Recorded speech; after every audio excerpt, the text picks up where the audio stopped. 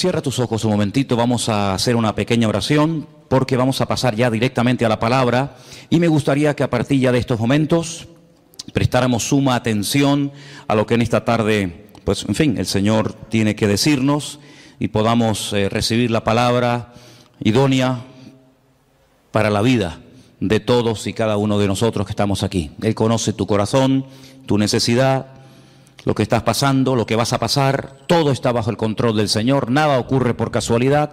Por lo tanto, vamos a orar para que en esta tarde esta palabra pues te edifique, te anime, te consuele, te levante, te restaure, etcétera, etcétera. Padre Celestial, gracias de todo corazón te damos en esta tarde por este privilegio que nos das de poder estar aquí, Señor. Gracias por este regalo maravilloso que tú nos has dado de tu palabra. Queremos en esta tarde pedirte que tú nos hables, que toques nuestros corazones y podamos salir de aquí renovados y bendecidos y que verdaderamente, Señor, tu palabra hable a nuestras vidas. Señor, que esa palabra que va a ser expuesta ahora sea bendecida, sea dirigida por tu Espíritu Santo y que caiga en buena tierra, Señor, en corazones ya dispuestos y preparados después de este hermoso tiempo de alabanza y de adoración, y recibimos tu palabra con acción de gracias, Señor, en el nombre bendito de Jesús. Amén, amén. Quiero llevarles por favor al segundo evangelio, el evangelio que lleva por nombre Marcos, el capítulo 2, evangelio según San Marcos, capítulo 2. Vamos a leer este pasaje muy conocido, pero yo creo que nos va a venir muy bien a todos. Como dicen los hermanos de Filadelfia, nos va a hacer mucho bien, Por lo menos eso es lo que hemos pedido al Señor y confiamos que así sea. En Marcos capítulo 2, a partir del versículo 1 en adelante, dice que Jesús entró otra vez en Capernaum. Cafarnaún, Cafer en hebreo significa pueblo, Naún es el lugar o es el nombre del profeta Naún. Así que Jesús utilizó durante algunos años de su ministerio el pueblo de Cafarnaún, el pueblo donde había nacido y criado, se había criado el profeta Naún, como cuartel general. Y allí estando en Capernaum, después de algunos días, se oyó que estaba en casa. Lo más probable es que estuviera en casa de Simón Pedro, que vivía justamente allí también en esa ciudad, y dice que inmediatamente se juntaron muchos, de manera que ya no cabían ni aún a la puerta. Les predicaba la palabra. Versículo 3 dice: entonces vinieron a él unos trayendo a un paralítico que era cargado por 4. Esto es una opinión personal, pero para cargar un paralítico no hace falta 4 personas, con 2 se puede llevar perfectamente. Probablemente el hombre llevaría tanto tiempo acostado que ya el hombre estaba un poquito ya pasado de peso, ¿no? Y entonces hacía falta 4 personas. Es una opinión personal, simplemente, no tiene mayor importancia. Como no podían acercarse a él a causa de la multitud, descubrieron el techo de donde estaba, eran techos de paja, de hojas de palmera, de tierra, por lo tanto era muy fácil, y haciendo una abertura bajaron el lecho en el que yacía el paralítico. Ahora comenzamos a ver cosas muy llamativas, muy interesantes. Versículo 5. Al ver Jesús la fe de ellos, ¿verdad que no habla de la fe del paralítico? En ningún momento. Habla de la fe de ellos, es decir, de los 4 que traían al paralítico, y me llama la atención que dice, al ver la fe. Luego el Señor puede ver la fe. Tal vez nosotros, seguramente no. Pero el Señor dice que cuando vio la fe de ellos, le dijo al paralítico: hijo, tus pecados te son perdonados. Estaban allí algunos de los escribas, los cuales cavilaban en sus corazones, como siempre. ¿Por qué habla este así? Blasfemias dice. ¿Quién puede perdonar pecados sino solo Dios? Conociendo luego Jesús en su espíritu que cavilaban de esta manera dentro de sí mismos, les dijo: ¿por qué caviláis así en vuestros corazones? ¿Qué es más fácil? ¿Decirle al paralítico, tus pecados te son perdonados? ¿O decirle, levántate, toma tu lecho y anda?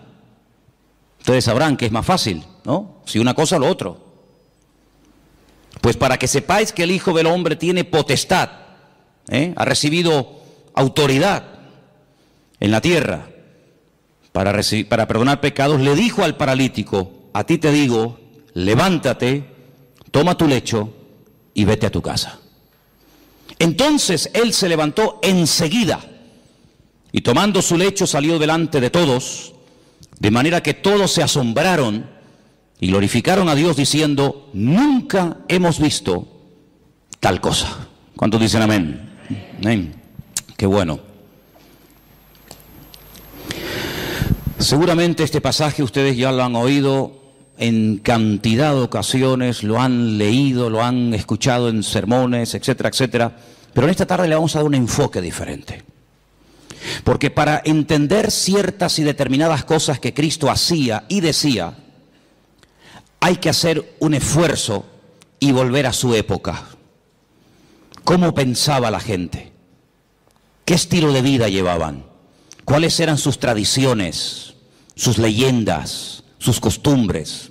Y entonces vamos a entender mucho más lo que el Señor dice en este pasaje y lo que a continuación también hace.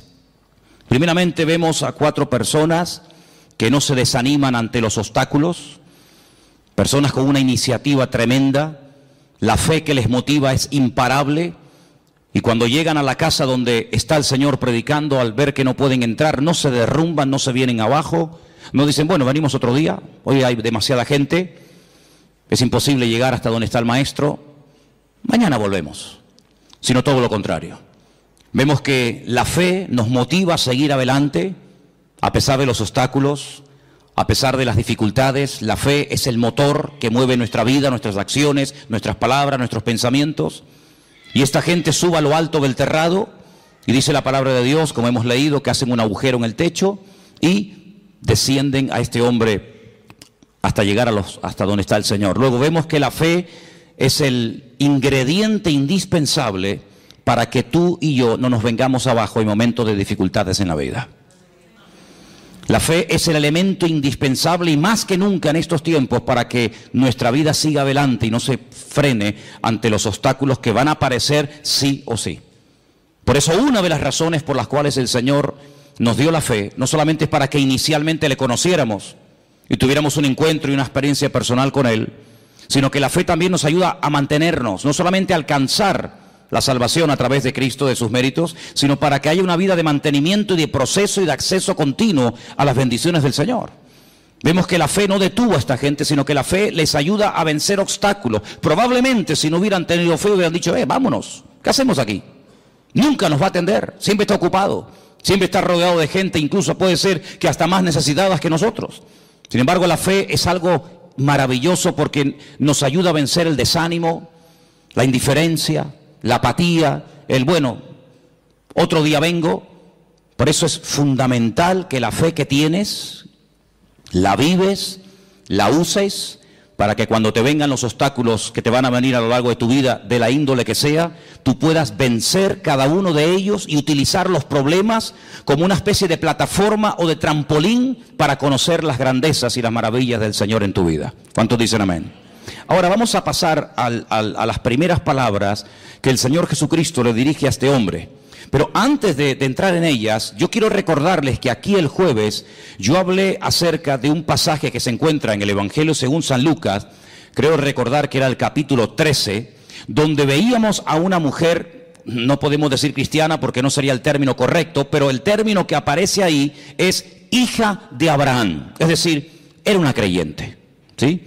No era una pagana, una idólatra, una que pasaba por la calle y entró a ver qué pasaba allí, sino era una mujer judía, una mujer que había sido criada en la ley de Moisés, en las costumbres del pueblo de Israel, y dice que durante 18 años había tenido que soportar, había tenido, digamos, entre comillas, que resignarse a la cruda realidad de que a pesar de su fidelidad a la sinagoga, a pesar de su conocimiento de la Escritura, dice la Escritura que ella no se podía enderezar de ninguna manera. El principal de la sinagoga aparentemente ni le prestaba atención. La religión de la época aparentemente no le había servido de nada. Ella oía y asistía a la sinagoga, pero entraba y salía durante 18 años y siempre estaba igual, y yo me atrevería a decir que hasta en algunos casos hasta peor. Sin embargo, dice la Biblia que ese día el Señor la vio. Y cuando la vio, la sacó de aquellas cortinas, de aquellas celosías, ¿verdad? Donde ya explicamos que se ponían las mujeres en aquella época y se siguen poniendo hasta el día de hoy. Y entonces dice algo increíble. Le dice, mujer, eres libre de tu enfermedad. Porque dice que tenía espíritu de Y quiero aclarar, y ya lo aclaramos el jueves, que no tenía un demonio, no tenía un espíritu viviendo dentro de ella, sino que tenía una inclinación, tenía espíritu de enfermedad. Y el Señor tuvo que desatarla espiritualmente hablando. No estaba poseída, estaba atada espiritualmente hablando, que son dos cosas distintas. Y dice la Biblia, yo he hecho hoy en el mundo espiritual lo que ustedes hacen todos los días cuando desatan a vuestras bestias, a vuestros mulos, ovejas, camellos o lo que sea, y lo lleváis a beber y luego volvéis, y cuando lo traéis lo volvéis a atar. Luego lo mismo que vosotros hacéis en lo físico, yo lo acabo de hacer en lo espiritual en esta mujer. Y la evidencia de que ahora está desatada, la evidencia de que ahora es libre, es que se puede enderezar. Ella se enderezó y comenzó a glorificar al Señor. Y vimos el día jueves cómo hay ataduras espirituales que se manifiestan en, entre comillas, enfermedades o en deformidades o en problemas de tipo físico. Esta mujer no tenía problemas de artrosis. Esta mujer no tenía la columna torcida, no tenía una escoliosis. Esta mujer tenía un problema de tipo espiritual que se manifestaba y se podía ver, se hacía visible por una curvatura exagerada. Y dice Lucas, que es un médico, que bajo ninguna manera esta mujer se podía enderezar. Luego hay ataduras invisibles que se manifiestan de una forma visible. En este caso, lo que tenía por dentro se manifestaba por fuera. Pero en esta porción, en este capítulo que hemos leído, vamos a ver cómo una persona mentalmente puede estar también atada. En aquellos días, la filosofía de vida era la siguiente: enfermedad, persona enferma, significa que esa persona está en pecado. Porque si no estuviera cometiendo un pecado, la enfermedad no podría tener ningún lugar, ninguna cabida en la vida de esa persona. Fijaros hasta dónde se llegaba. Claro que antes de la caída del hombre, la enfermedad no existía. La enfermedad vino a consecuencia de la desobediencia, de la rebelión del hombre. Pero no necesariamente toda persona creyente en la actualidad que está enferma necesariamente está cometiendo un pecado. Porque esa filosofía de vida lo único que trae es condenación. Y donde hay condenación, Dios no está, porque Dios nos libra de toda condenación. Por lo tanto, en aquellos tiempos, cuando una persona estaba sana, casi rayaba el orgullo, porque decía, estoy sano, porque soy justo, porque diezmo, porque oro, porque ayuno, porque soy buena persona, pero no tanto porque Dios tiene misericordia de mi vida y me da salud, sino porque yo por mis méritos casi he llegado a merecerme la salud que tengo. Por el contrario, cuando una persona estaba enferma, automáticamente se le señalaba con el dedo y se decía, ¿ves? Este hombre tiene que estar cometiendo un pecado terrible en su vida y Dios está enfadado con él, y la forma de manifestar que está enfadado es mandándole una enfermedad. Ahora podéis entender el pasaje de Juan capítulo 9, lo habéis leído, ¿verdad? Donde dice la Biblia que los discípulos pasan por un camino y se encuentran a un hombre que es ciego. Y la pregunta que le hacen los discípulos al Señor, ¿cuál es? Señor, ¿quién pecó? ¿Este o sus padres para que este hombre haya nacido ciego? ¿Os dais cuenta cómo ellos toda enfermedad que la persona estuviera pasando en ese momento la relacionaban directamente, causa y efecto, con un pecado que la persona estaba cometiendo? Los rabinos decían en aquella época que hasta que todos los pecados de la persona no fueran perdonados, nunca podría ser libre de cualquier enfermedad que tuviera. Ahora, con esta información, volvamos al pasaje. El hombre lo descuelgan por el techo, y cuando lo presentan delante del Señor, el Señor en ese momento, aunque lo pueda hacer y ahora lo veremos, en ese momento no dice, hijo, a ti te digo, yo tus pecados. Eso no está diciendo el Señor. Eso es lo que muchas veces se ha dicho. Eso es lo que muchas veces se ha predicado, que en ese momento el Señor Jesucristo le está perdonando los pecados al hombre. Pero es que eso no dice la Escritura. Lo que la Escritura dice es lo siguiente: al ver Jesús la fe de ellos, versículo 5, le dijo al paralítico, hijo, que tus pecados ya han sido perdonados. No es que yo en este momento te los perdono, ¿me entendéis?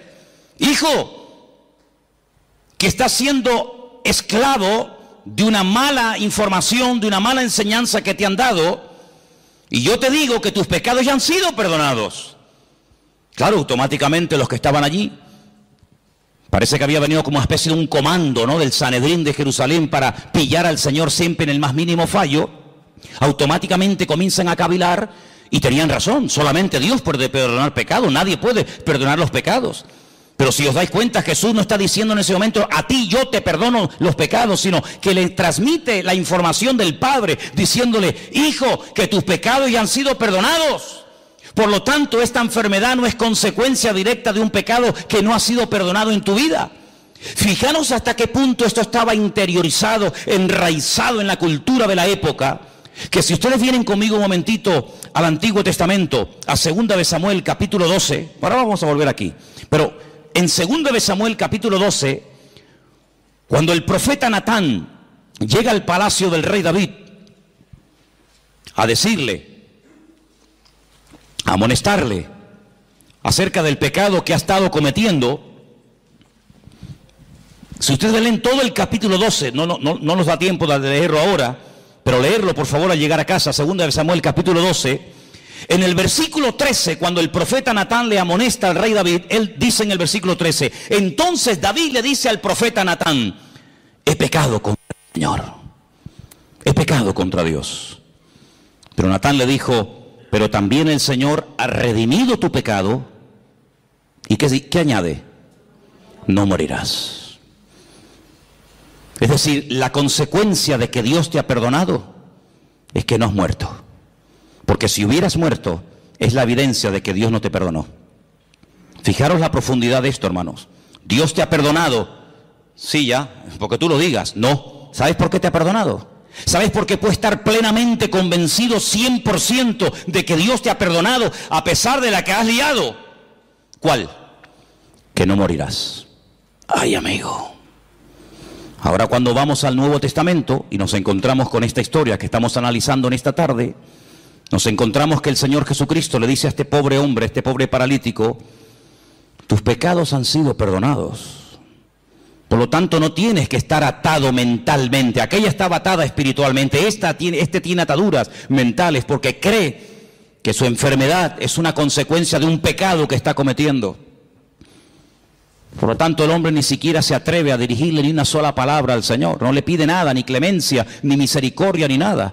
Porque la evidencia, según su mente, de que el Señor está enfadado conmigo, es que me tiene aquí postrado en esta cama, nada más lejos de la realidad. Mira, aquí tenemos un versículo que lo hemos citado millones de veces.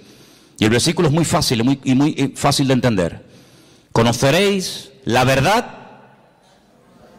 y la verdad os hará libres. Dele la vuelta al texto. En vez de creer en la verdad que trae libertad a tu vida, cree en una mentira y serás la persona más esclava y la persona más deprimida y la persona más amargada de todo el planeta Tierra. Porque así como la verdad liberta, la mentira esclaviza y ata. Este hombre estaba atado mentalmente.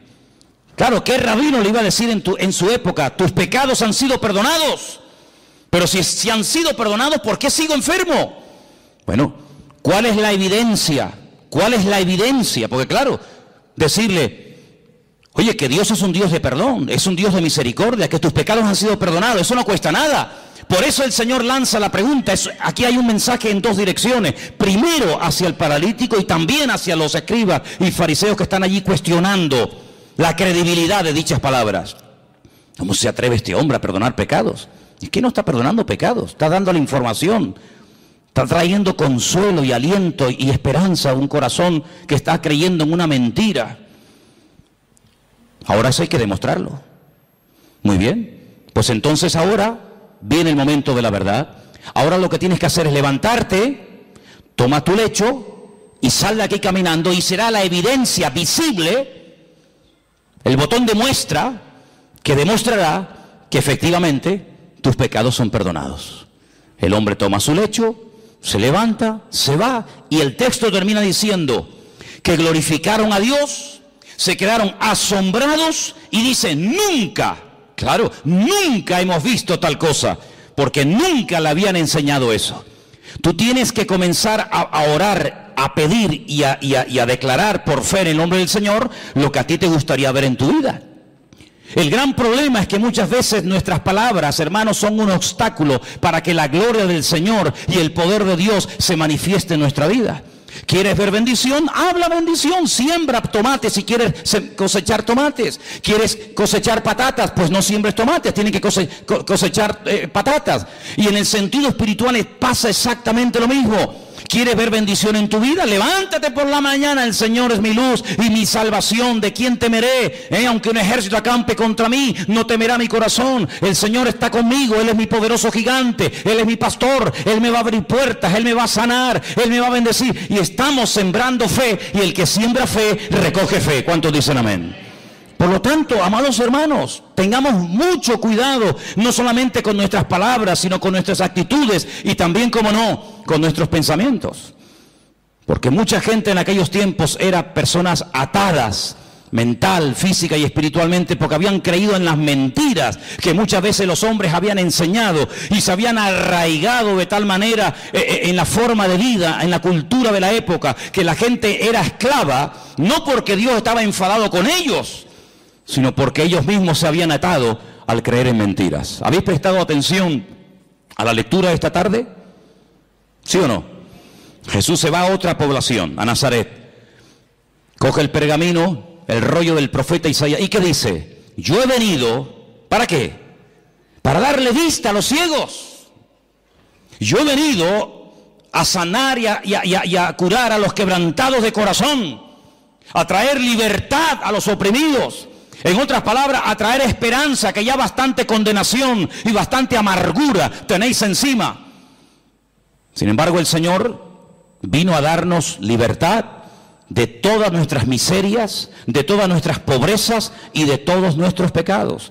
No es que el Señor anule la ley del Antiguo Testamento, pero el Señor viene a ofrecer la imagen de la misericordia del Señor, que nadie la estaba dando en aquellos tiempos. ¿Os acordáis cuando el Señor le habla tremendamente duro a los escribas y fariseos en Mateo capítulo 23? Si diezmáis esto, diezmáis lo otro, oráis, recorréis tierra y mar para ganar un prosélito y hacéis, pero os habéis olvidado de lo más importante, misericordia quiero y no sacrificio.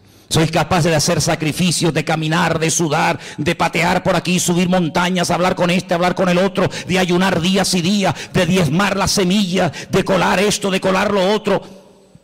Y lo más importante, que es la misericordia. Pero ¿cómo van a aplicar misericordia si ellos no conocen a un Dios de misericordia? Hay gente, no sé qué concepto de Dios tiene, pero el concepto que tenemos que tener en el día de hoy de nuestro Dios es que nuestro Dios es un Dios de amor y para siempre su fidelidad, y es un Dios misericordioso. ¿Cuántos dicen amén? No es que pasa por alto el pecado, pero es un Dios que quiere perdonar, se goza en perdonar. Ahora, la Biblia nos enseña que cuando, por ejemplo, el rey David pecó y desobedeció contra el Señor, ya no mataba en la proporción en la que lo hacía al principio, sino que ya obtenía victorias, pero no en la medida que las hacía al principio. Ya mataba de 1000 en 1000, en vez de 10.000 en 10.000 como al principio. Es decir, hubo un decrecimiento, menguó en la gracia del Señor en su vida. Necesitaba una restauración interior. Y entonces, ¿cómo le vino esa restauración? Bueno, yo siempre he dicho que sin confrontación no se produce un cambio interior. Tiene que haber un momento en el que el Señor nos confronta, el Señor señala, dice, tu pecado, tu problema es este. En ese momento tenemos dos opciones: optar por el camino del medio, hacernos el loco como que no hemos hecho nada malo; optar por un camino que consiste en amargarme, en deprimirme, en condenarme; o escoger el camino correcto y verdadero, que es el de la misericordia del Señor. Y yo quiero decirles en esta tarde que por muy bajo que podamos caer en la vida, después de conocer al Señor, por muy lejos que nos hayamos podido separar de su presencia, de sus caminos, el Señor no ha cambiado ni menguado su amor y su misericordia, sino que Él nos sigue llamando y nos sigue amando igual o más que el primer día. A ti te digo que Dios te ha perdonado los pecados, y la evidencia de que Dios no está enojado contigo, la evidencia de que Dios no está enfadado contigo, es que si quieres te puede levantar ahora. Pero ya ni lo intentaba, ya se había resignado a vivir toda la vida bajo ese peso, dependiendo de que lo llevaran o lo trajeran las personas. Sin embargo, amados hermanos, tú no tienes que depender de nada ni de nadie para caminar, para sentirte libre, sino que tu libertad no depende del hombre, tu libertad depende de la obra que Cristo ha hecho por ti en la cruz del Calvario. ¿Cuántos dicen amén? Dale un fuerte aplauso al Señor en esta tarde. Dile gracias porque tú me perdonas. Aleluya. Amén. Hay un versículo en San Juan capítulo 5 que quiero leer, San Juan capítulo 5, versículo 22, donde vemos que el Padre delegó en el Hijo plenos poderes para perdonar pecados y para cualquier cosa. Y quiero que lo leamos porque no quiero que penséis que estoy tratando de decir que Jesús no tenía autoridad para perdonar pecados, no estoy diciendo eso.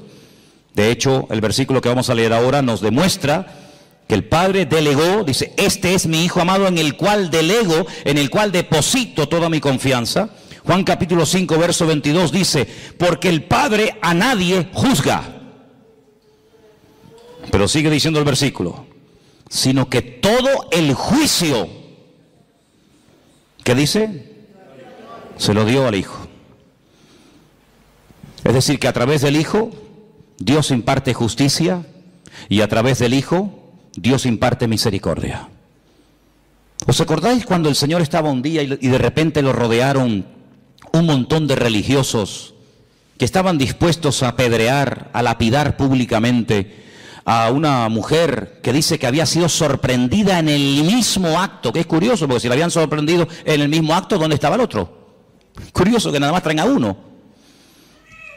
Y le dijeron, nuestra ley, como dándole lecciones de moral al Señor, como enseñándole cosas que él ignoraba, nuestra ley dice que tenemos que tomar medidas radicales ante este tipo de pecados, y nuestra ley dice que hay que matar a pedradas a semejantes personas. Y el Señor dice, muy bien, perfecto, yo conozco esa ley, si la di yo, si yo la di.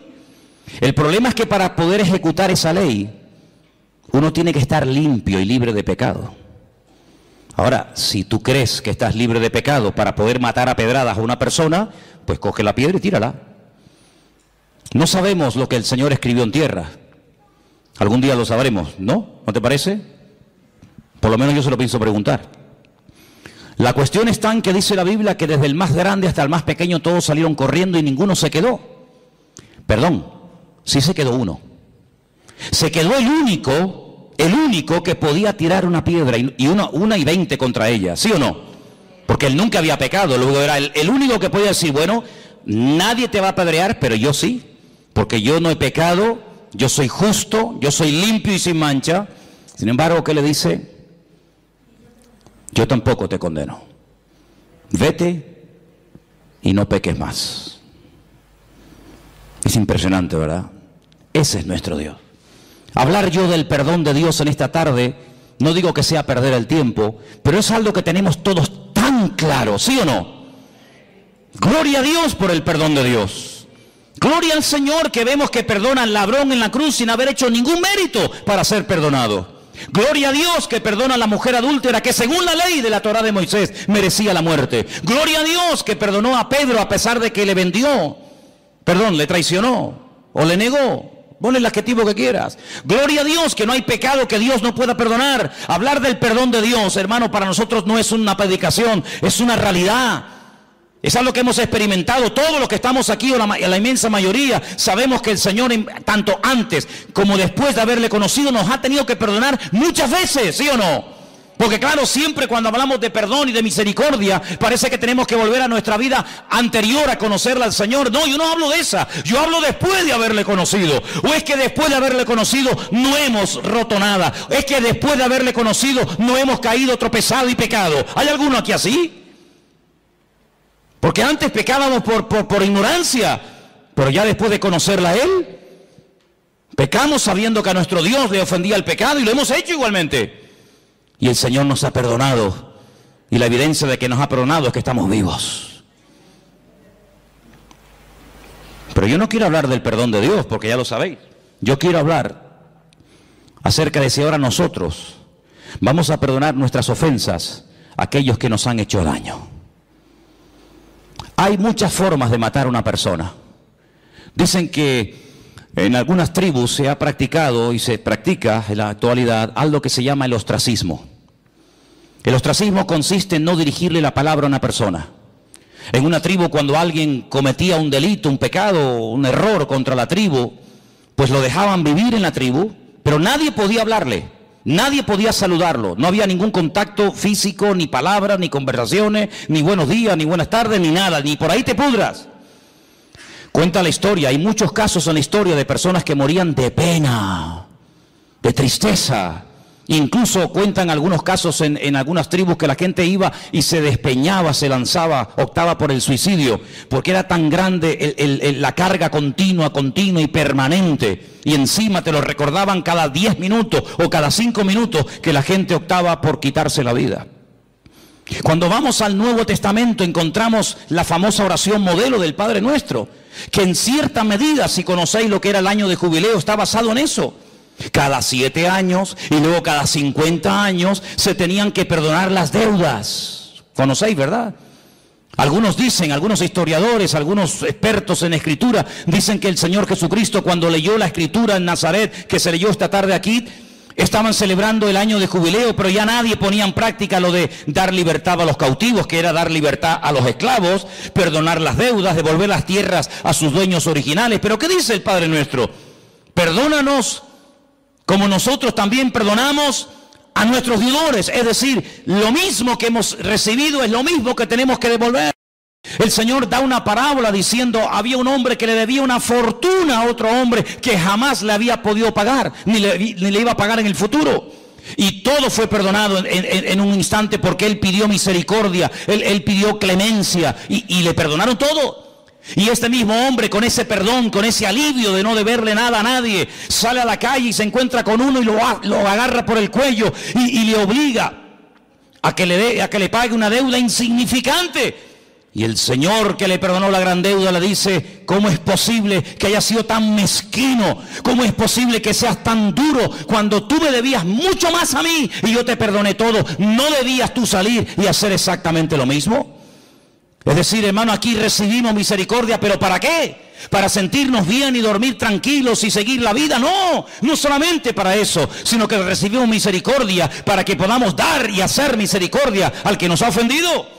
Porque ¿qué es misericordia? Hablando de todo un poco, ¿qué es misericordia? Habrá que definir el término para saber de qué estamos hablando. Misericordia, así claramente, es tratar a una persona mejor de lo que se merece.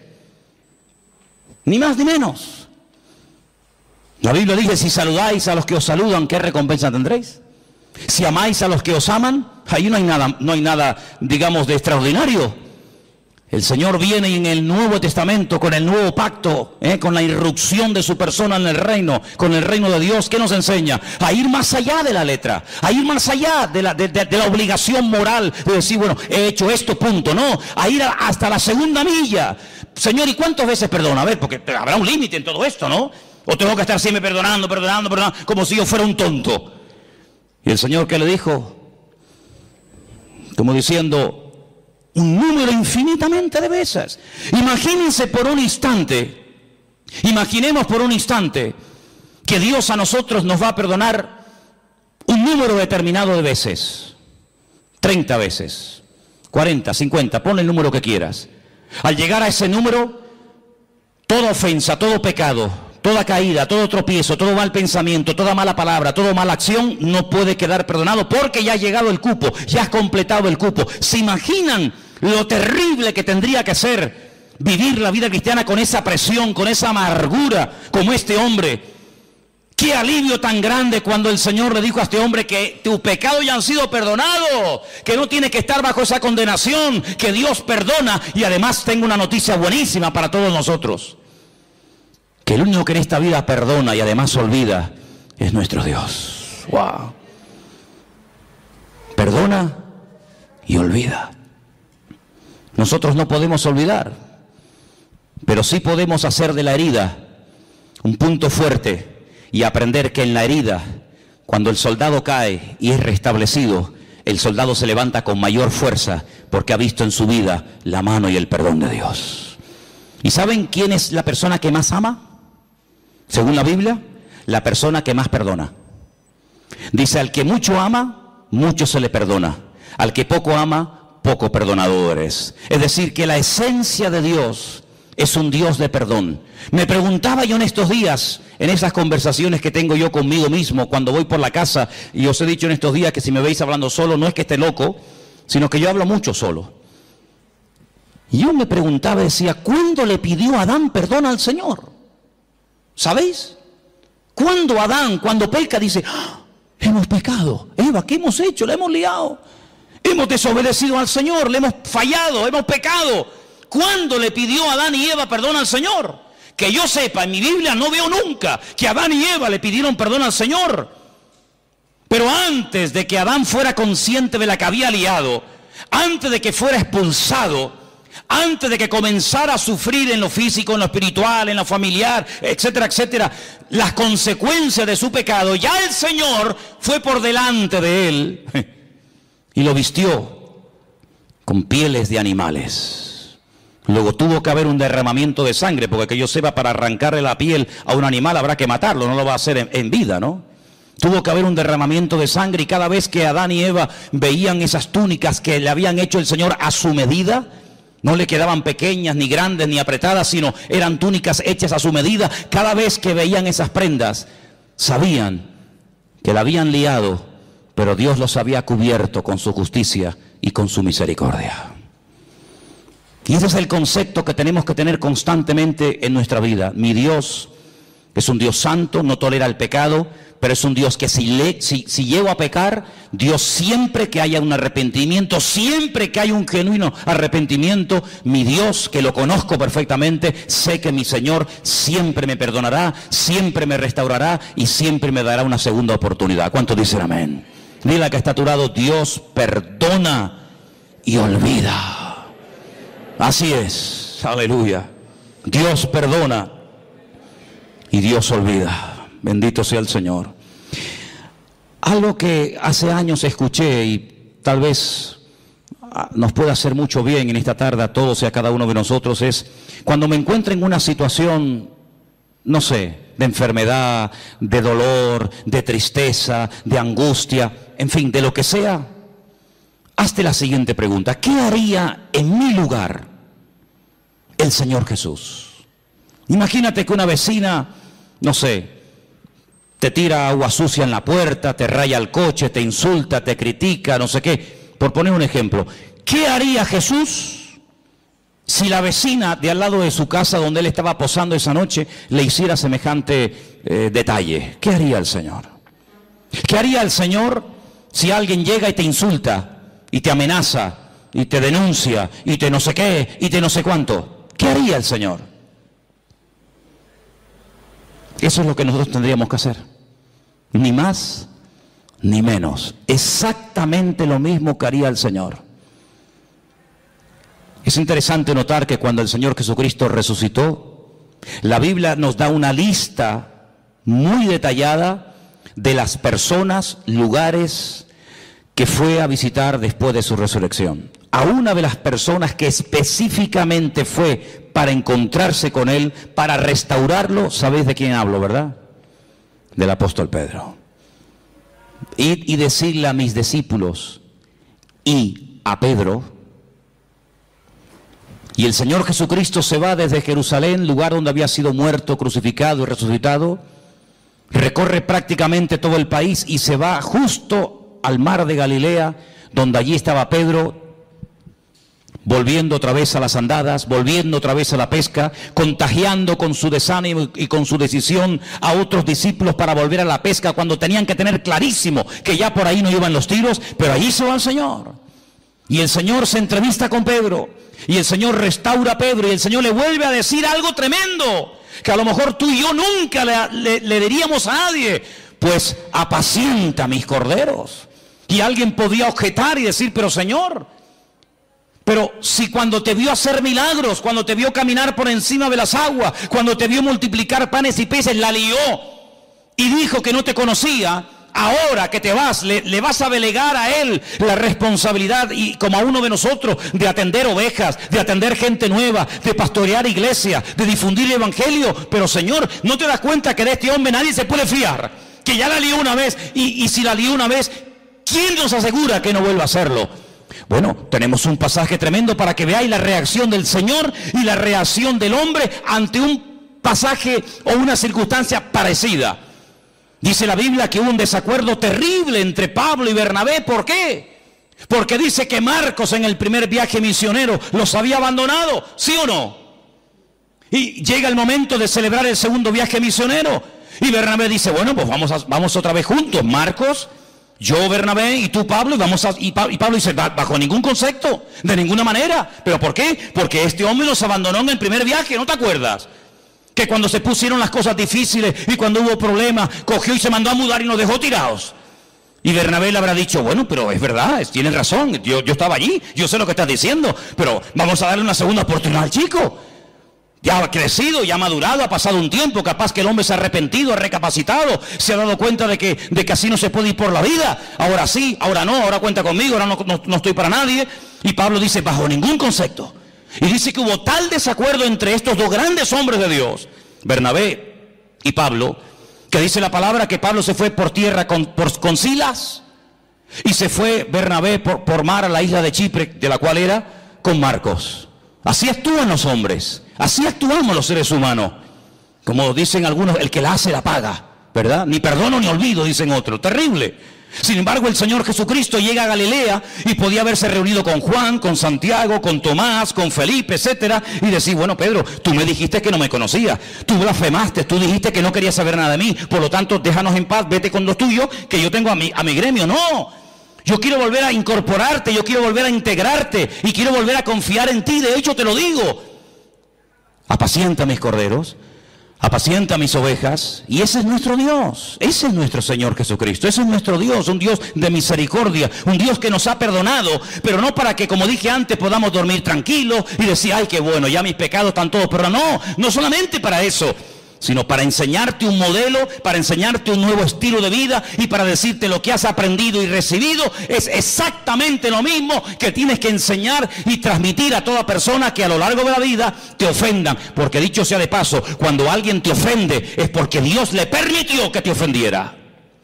Algunos dirán, ¿cómo no lo he entendido? Te lo voy a explicar para que lo entiendas. Cuando el rey David huía de Jerusalén porque su propio hijo Absalón, al que amaba con locura, fíjate cómo lo amaba, que viola a una de sus hijas. Sí, le quita el habla durante un tiempo, pero en el fondo David amaba con locura a su hijo Absalón. No hacía honor a su nombre. Padre, Shalom, paz, el padre de paz. Y era un guerrero, era un traidor terrible.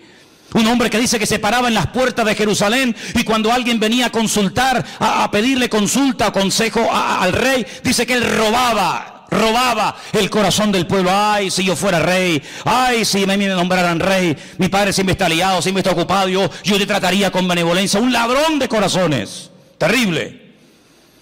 La palabra del Señor nos enseña que quería matar a su propio padre. ¿Qué hace David? Sí, van a ir al campo a buscarlo, van a ir a por él, pero por favor, tener misericordia de mi hijo, ¿eh? No me le hagáis daño, no me lo matéis. No le hicieron caso, todos sabemos, ¿verdad? El resto de la historia. Pero cuando David salía huyendo descalzo y orando, subiendo la cuesta del Monte de los Olivos, como dice en el Antiguo Testamento, dice que le salió en el camino un hombre tirándole piedras, escupiéndole, maldiciéndole. Hombre sanguinario, eso te pasa porque has derramado sangre inocente. Y le está recordando ¿qué? Le está recordando la muerte de Urías. No es que mató al gigante Goliat, ese día lo aplaudieron, pero le están echando en cara todos los pecados que había cometido. Qué crueles somos, Cuando queremos ser buenos somos los más buenos del mundo. Cuando queremos ser crueles, rebuscamos en el cajón de la basura para justificar nuestras miserias. Como le decía un día el Señor a Job, ¿me vas a condenar a mí para justificarte tú? Es increíble, ¿verdad? Cuando queremos justificarnos y salir por la vida de bueno, buscamos todas las miserias de todo el mundo. Y mira fulano, y mira lo que hizo, y mira lo que dijo, y mira lo que y el Señor dice, todo lo que te hagan a ti son pajitas, pero todo lo que tú tienes son vigas dentro de tu propio ojo, querido. Y dice la Biblia que cuando aquel hombre comenzó a maldecir, a tirar piedras contra el rey David, un soldado le dijo, mi señor, ¿me das permiso para que vaya y arremeta contra ese hombre y lo mate y lo deje seco en el sitio? Y le dijo, no levantes la mano contra él, porque si me está hoy maldiciendo y me está tirando piedras y se está portando así de mal conmigo, es porque mi Dios se lo ha permitido. Porque mi Dios es el que somete a los enemigos más grandes y poderosos que yo bajo la planta de mis pies. Pero la Biblia dice que hay tiempos en la vida para reír. Cuando sea tiempo de reír, mátate de la risa, disfruta. Pero cuando sea tiempo de llorar, no quieras reír, porque si es tiempo de llorar, como dice la Biblia, llora todo lo que puede, porque por cada lágrima que salga de tu corazón, el Señor trae una restauración y trae algo nuevo, una bendición nueva para tu vida. Así que si hoy es tiempo de humillación, hoy es tiempo de huir, hoy es tiempo de sufrir, de llorar, ¡gloria a Dios! Y llegó el momento cuando David volvió, y ese mismo que se le había aparecido en el camino para matarlo, para humillarlo, fue el primero que fue a darle la bienvenida diciendo: Rey David, perdóname, lo siento, se me fue la olla, no sé lo que me pasó aquel día. Y David le dice: tranquilo, no te preocupes, venga, vete para casa, que aquí no ha pasado nada. ¿Te das cuenta, hermano? Esto no es fácil, esto no se aprende tocando un botón ni leyendo un libro. Esto es una lección que tendremos toda la vida para aprenderla. Pero cuanto antes la aprendamos, antes vamos a crecer y antes vamos a madurar. Y estamos viviendo en unos tiempos donde Dios está poniendo a prueba el corazón de los hijos de Dios. Apocalipsis capítulo 3 dice que por cuanto hemos sido fieles y no hemos negado su palabra, el Señor nos guardará de la hora de prueba. Escuchen bien, de la hora de prueba que ha de venir sobre todos los habitantes de la tierra. Y dice por ahí otro texto, y lo conocéis, que el juicio tiene que comenzar primeramente, ¿por dónde? Por la casa de Dios. Dios tiene que comenzar a limpiar nuestras miserias. ¿Hay alguien aquí que pueda levantar su mano y decir: yo nunca he tenido problemas con la pornografía, yo nunca he tenido problemas con la crítica, yo nunca he tenido problemas con la soberbia, yo nunca... Por favor, cuerpo a tierra todo el mundo. No hay ninguno de los que estamos aquí esta tarde que pueda levantar la mano diciendo: yo soy justo y jamás en mi vida por mi mente ha pasado ningún mal pensamiento, ninguna mala palabra, ninguna mala actitud. Increíble, nuestras miserias son terribles. Si no fuera por la misericordia del Señor, no tendríamos ningún derecho de estar tú y yo esta tarde en este lugar. Pero es la misericordia de Dios, no son nuestros méritos, no es nuestro conocimiento, no es nuestra experiencia, no es nada, sino es el amor de Dios el que nos permite estar aquí, a ti y a mí. Y si no fuera por el amor de Dios, nos barrería un plumazo a todos y a cada uno de nosotros. Por lo tanto, amados hermanos, vamos a aplicar lo que el Señor aplicó en nuestra vida, que nos hizo tanto bien, y fue perdonarnos y aceptarnos tal y como somos. ¿Y cuándo viene el cambio? Pues poco a poco, o hemos cambiado ya radicalmente, ya no hay nada en nuestra vida. Todavía hay cosas que tienen que ser superadas y cambiadas, pero hoy el Señor nos recuerda lo mismo que le dijo a aquel pobre paralítico que estaba atado psicológicamente: hijo, que tus pecados ya han sido perdonados. Y cuando te levantes mañana por la mañana, o te vayas a dormir esta noche, o vayas conduciendo a tu casa, o me da igual a dónde vayas, recuérdate siempre que todos y cada uno de los pecados que cometimos delante del Señor, siempre y cuando hubo un genuino arrepentimiento y le confesamos nuestros pecados a Él, dice la Biblia, Él es fiel y justo. Él es fiel y justo para perdonarnos de todo pecado. Y la sangre de Jesucristo, su Hijo amado, nos limpia de todo pecado. ¿Cuántos dicen amén? Cierra tus ojos ahí donde estás. Un mensaje clarísimo, sencillo y directo. ¿Para qué? Para que entendamos que Dios no está enfadado contigo. Para que entendamos que Dios es un Dios de amor. ¿Sabes contra quién se enfadó? ¿Sabes a quién abandonó? ¿Sabes sobre qué cargó tu pecado? Encuentran Génesis capítulo 3. Les invito a que vayan ya a esa parte de la Biblia a buscar ese texto. Y bueno, se me olvidó quitar la pizarra. Este fue el estudio que estuvimos dando el domingo pasado acerca de la bendición sacerdotal. Por si alguien dice: bueno, ¿y eso qué es? Bueno, eso fue de lo que hablamos el domingo. En esta tarde, pues estamos aquí, hermanos de Uruguay, de Ecuador, de Cuba, de Colombia, de Venezuela, en fin, de diferentes lugares, ¿no? Así que eso no es algo que podemos tener todos en común, porque hay de diferentes nacionalidades y hay hombres, hay mujeres, unos tienen una estatura, otros tienen otra, unos son más guapos, otros son más... En fin, no tan... Bueno, el Señor sabe todo. Unos tienen un tipo de sangre, otros tienen otro tipo de sangre, unos tenemos unas huellas digitales, otros tienen otras huellas, y en eso no vamos a ponernos nunca de acuerdo, porque aunque queramos es imposible. Pero hay algo que si miras a tu alrededor, a todos los hermanos que están a tu derecha, a tu izquierda, delante o detrás, todos en esta tarde tenemos algo en común. Yo sé que a lo mejor los más espirituales dirán, pues tenemos en común que tenemos una salvación en Cristo Jesús. Sí, por supuesto, hermano, eso sobra el decirlo, eso está claro. Pero hay algo que no nos hemos dado cuenta, es algo evidente, y es que todos los que estamos aquí estamos vestidos. ¿Sí o no? Cada vez que te pones una camisa, un pantalón, una falda o una chaqueta, aunque sea la más cara, la más moderna, la más hermosa del mundo, cada vez que te vistes, recordamos algo que pasó en el principio de los tiempos. Y vamos a leerlo en esta tarde. Se encuentra en Génesis capítulo 3. El libro del Génesis es un libro extraordinario, un libro precioso. Los 2 primeros capítulos nos hablan del poder creador de nuestro Dios, cómo con el poder de su poderosa palabra, valga la redundancia, creó todo lo que existe, todo lo que nuestros ojos pueden ver, incluso lo que nuestros ojos no pueden ver, pero que fue creado con el poder de su palabra, animales, árboles, estrellas, planetas, incluido el hombre. Sin embargo, cuando vamos al capítulo 3, encontramos lo que alguien ha titulado la ruina, la ruina. Todo venía muy bonito, la creación, ¿verdad? Todo puesto en su sitio. Dios había suplido compañera idónea para el hombre, Dios había suplido los alimentos, Dios había suplido absolutamente todo. Pero lamentablemente en el capítulo 3 todo cambia. Y a partir del capítulo 3 las cosas van a ser muy diferentes. Para el hombre, para la mujer, para los animales, para la creación, para el mundo espiritual, absolutamente todo cambia. Empezamos a leer, si queréis, a partir del versículo 1. Estamos en Génesis capítulo 3, versículo 1, donde dice: pero la serpiente era astuta, más que todos los animales del campo que el Señor había hecho. La serpiente, no dice Satanás. Este animal tenía una característica que la Biblia destaca. Dice que era astuta. Y la palabra astuta y la palabra desnudo, que ahora vamos a leerla, es exactamente igual. Solamente que se pronuncia diferente, pero se escribe exactamente igual. Ahora hablaremos de ello. La cual le dijo a la mujer: ¿con que Dios os ha dicho no comáis del árbol del huerto?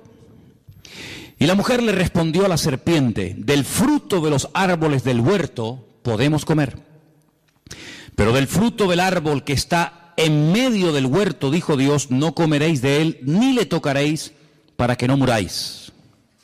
Entonces la serpiente le dijo a la mujer: no moriréis, sino que sabe Dios que el día que comáis serán abiertos vuestros ojos y seréis como Dios, sabiendo el bien y sabiendo el mal.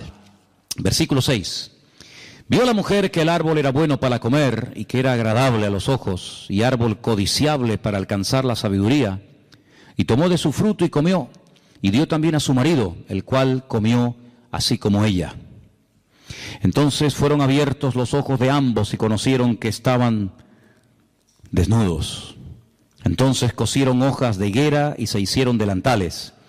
Y oyeron la voz del Señor Dios que se paseaba en el huerto al aire del día. Y el hombre y su mujer se escondieron de la presencia del Señor Dios entre los árboles del huerto. Mas el Señor Dios llamó al hombre y le dijo: ¿dónde estás tú? Y él respondió: oí tu voz en el huerto y tuve miedo porque estaba desnudo y me escondí. Y dijo Dios: ¿quién te enseñó que estabas desnudo? ¿Has comido del árbol que yo te mandé que no comieses? Y el hombre respondió: la mujer que me diste por compañera me dio del árbol y yo comí. Entonces el Señor Dios le dijo a la mujer: ¿qué es lo que has hecho? Y la mujer dijo: la serpiente me engañó y comí. Y el Señor Dios le dijo a la serpiente: por cuanto esto hiciste, maldita serás entre todas las bestias y entre todos los animales del campo. Sobre tu pecho andarás y polvo comerás todos los días de tu vida. Pondré enemistad. Ahora viene la primera profecía de la Biblia, la primera palabra profética que arroja un rayo de esperanza de que va a ser restaurado el hombre en el futuro, pero a un alto precio.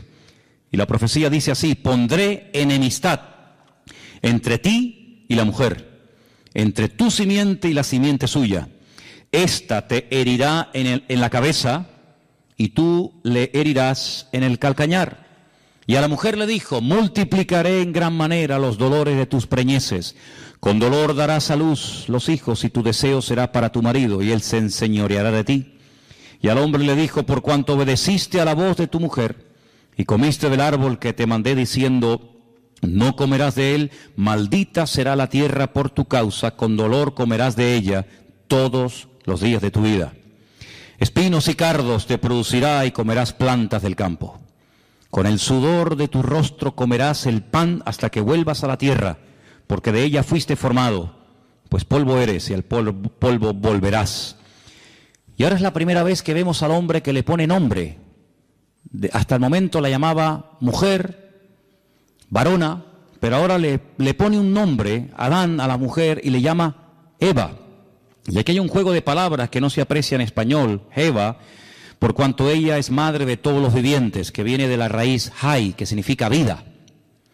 Y el Señor Dios hizo al hombre y a su mujer túnicas de pieles y los vistió. ¿Cuántos dicen amén? Muchas veces la gente se pregunta, pero bueno, ¿esto realmente fue así? ¿O esto es una forma alegórica, un poco rayando una especie de cuento para niños, para que sepamos más o menos lo que fue, lo que ocurrió o lo que no ocurrió? Es decir, ¿esto es literal o esto es alegórico? ¿Hubo realmente una serpiente que el diablo utilizó para hablar a través de ella? ¿Hubo realmente un árbol llamado el árbol de la vida y otro al lado llamado el árbol de la ciencia del bien y del mal? ¿Realmente el hombre y la mujer estaban desnudos en un lugar, en un paraíso, en una especie de huerto regado por 4 ríos, entre los ríos Éufrates y Tigris, que abarcaba desde Irak hasta Egipto?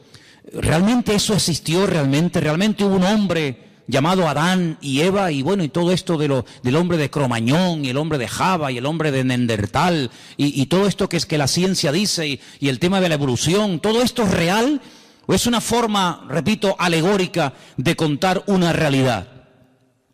Bueno, de toda la vida, los creyentes, los que estudiamos la Biblia, hemos creído que el libro de Génesis es un libro que tiene una literalidad total y absoluta. Si nosotros ponemos en duda, si cuestionamos la literalidad del capítulo 3 del Génesis, por la misma regla de 3 tenemos que dudar de que el capítulo 1, el capítulo 2, el capítulo 4, el 5, así sucesivamente, también sea literal. Porque lo que no se puede hacer a la hora de estudiar un libro o un tema es utilizar 2 varas de medir. Nosotros aquí en Canarias, en España, en Europa, salvo en Inglaterra, tenemos unas medidas, ¿verdad? Metros, centímetros, kilómetros, etcétera. Pero si fuéramos a Inglaterra o a Estados Unidos o a otros países, ellos tienen otras medidas. Ellos trabajan con pulgadas, con yardas, con millas, etcétera. Nosotros trabajamos con otro tipo de medidas. Pero cuando usted va aquí a una ferretería, cuando usted va a un lugar para comprar herramientas, pues, en fin, las medidas usted las tiene que dar en las medidas que se usan aquí, no en las medidas con las que se puede trabajar en Inglaterra, en Estados Unidos o en cualquier otra parte del mundo. Cuando nos acercamos a la Biblia, no podemos decir, bueno, el capítulo 1, pues sí, hombre, es literal, porque tampoco me crea tanto problema, ¿no? El ver que Dios, con el poder de su palabra, pues fue creando progresivamente una serie de cosas. Ahí pues casi no hay problema. Pero esto de la serpiente, del arbolito, que si comieron, que si no comieron, pues como choca un poco con nuestra especie de racionalidad, pues entonces decimos, bueno, esto tiene que ser algo alegórico, no puede ser algo real. Tendríamos un gravísimo problema si comenzamos a interpretar un capítulo literal, otro alegórico, uno literal, otro alegórico, porque entonces, ¿quién es el que establece que este es literal? ¿Quién es el que establece que este es alegórico? ¿Tú? ¿El conjunto de los hermanos de la iglesia? ¿Una serie de teólogos? ¿Los pastores? ¿Los maestros de la Biblia? ¿Los traductores? Es muy complicado. La hermenéutica nos obliga, es decir, la ciencia que nos obliga a la correcta interpretación de los textos bíblicos, nos obliga a utilizar una sola vara de medir. No podemos utilizar dos sistemas de interpretación de un mismo pasaje, porque tendríamos unos problemas terribles. Y bueno, lo que tenemos que aceptar es la literalidad de la Biblia. Eso no significa de que no hay otros libros y de que no hay otras historias y que no haya otros capítulos que no son literales, sino son, digamos, basados en símbolos, en tipos, en antitipos, etcétera, etcétera. Por ejemplo, el famoso libro del Apocalipsis. En el famoso libro del Apocalipsis aparecen ahí una serie de animales, de colores y de cosas que lógicamente ni siquiera existen, pero que a través de esos colores, de esos números, de esos animales que van cambiando de color, el Señor tiene un mensaje que hay que saber interpretarlo. Evidentemente no existe ni ha existido jamás un dragón, ni un caballo que ahora es blanco, mañana negro, pasado amarillo y finalmente rojo. Todo eso tiene una razón de ser, pero es que el libro del Apocalipsis, salvo una parte del principio del libro, que son los mensajes a las iglesias del Apocalipsis, sabemos que el libro del Apocalipsis, un 90 o más del porcentaje del libro, es un libro profético, y el lenguaje profético es un lenguaje completamente diferente a un libro como, por ejemplo, el libro de los Hechos, que es un libro histórico. Entonces la historia no es alegórica, la historia es o no fue. Pero realmente hubo un señor llamado Pablo, realmente viajaron a Roma, o Roma significa otra cosa y Pablo significa otra cosa. Sabemos que la historia no es alegórica, es real. Lo profético sí puede tener esa especie de diferente interpretación. Pero el Génesis no es un libro alegórico. No es un libro alegórico. Los únicos, escuchen bien esto, los únicos que interpretan alegóricamente no solamente el capítulo 1 y el 2 y el 3, sino todo el libro del Génesis, los únicos en la historia que lo hicieron, lo hacen y me temo que lo seguirán haciendo, interpretar alegóricamente el libro del Génesis, son los cabalistas. Cuando usted estudia la Cábala, pues en la Cábala todo tiene una explicación, nada es real, nada es literal, sino que hay cosas que tienen que ver con lo femenino, con lo masculino, etcétera, etcétera, pero no vamos a entrar en eso porque, ¿para qué? Por lo tanto, en el libro del Génesis lo que vemos es que Dios en los 2 primeros capítulos, Él crea todo lo necesario e imprescindible para que el hombre esté cómodo y para que al hombre no le falte absolutamente de nada. Le suple los alimentos, le suple su compañera, su esposa, etcétera, etcétera. Pero crea un hombre tan perfecto, tan perfecto. Recuerden que el hombre es una especie de representación, una especie de, no quiero utilizar la palabra clon para que no se me malinterprete, pero dice que fue creado a imagen y semejanza de Dios. Ya explicamos que Selen, Demut, que son las 2 palabras que se utilizan, no es en cuanto a aspecto físico, pero sí es en cuanto a capacidades, en cuanto a dotación. El hombre tiene unas capacidades muy similares a las de Dios. Puede elegir, puede, tomar decisiones, puede razonar, puede recibir órdenes, puede dar órdenes, etcétera, etcétera. Algo muy similar a la naturaleza y a la esencia de Dios, lógicamente con sus limitaciones, ¿verdad? Pero lo crea tan perfecto que le da la capacidad de poder rebelarse en contra de su Creador. ¿Por qué Dios lo hizo así? Bueno, eso se lo preguntaremos en su momento al Señor. Tal vez nosotros lo hubiéramos hecho de otra manera, pero no significa que el hecho de que Dios le haya dado, que haya dotado, que haya capacitado tanto a uno como a otro, tanto al hombre como a la mujer, con la capacidad de rebelarse contra su Creador, no significa ni mucho menos que Dios se equivocó o que Dios le hizo mal. Esa era la voluntad de Dios, y la voluntad de Dios, dice Romanos 12, es santa, agradable y perfecta. Y si así no fuera, entonces sí podríamos tachar o sí podríamos cuestionar a Dios de ser más que un Dios de amor, más que un creador de robots, un creador de clones, un creador de seres incapaces de rebelarse, sino que le aman y le obedecen, porque aunque quisieran dejar de amarle o dejar de obedecerle, no pueden, porque Dios no los ha capacitado para ser rebeldes. Todo lo contrario. El hombre se rebeló. El hombre le creyó más a lo que Satanás le decía que a lo que Dios dijo. Fijaros que en ningún momento, y esto es algo interesantísimo, hermano, en ningún momento Satanás cuestiona la existencia de Dios. En ningún momento dice cosas como Dios, ¿y ese quién es? Pero si Dios no existe, en ningún momento cuestiona Satanás la existencia de Dios, sino lo que cuestiona, lo que pone en tela de juicio, no es la existencia de Dios, sino las órdenes, las limitaciones que Dios ha puesto. que Dios te ha dicho, luego ya Dios existe, lo da por hecho, que Dios te ha dicho que si comes, que si desobedeces la orden que Él te ha dado, morirás. No le creas, no es verdad, no morirás. Lo que pasa es que Dios no te ha dicho toda la verdad y yo sí te la voy a decir. Fíjate qué tremendo, ¿eh? Es un atentado contra la mismísima esencia de Dios. La esencia de Dios es la verdad. La esencia de Dios es la verdad.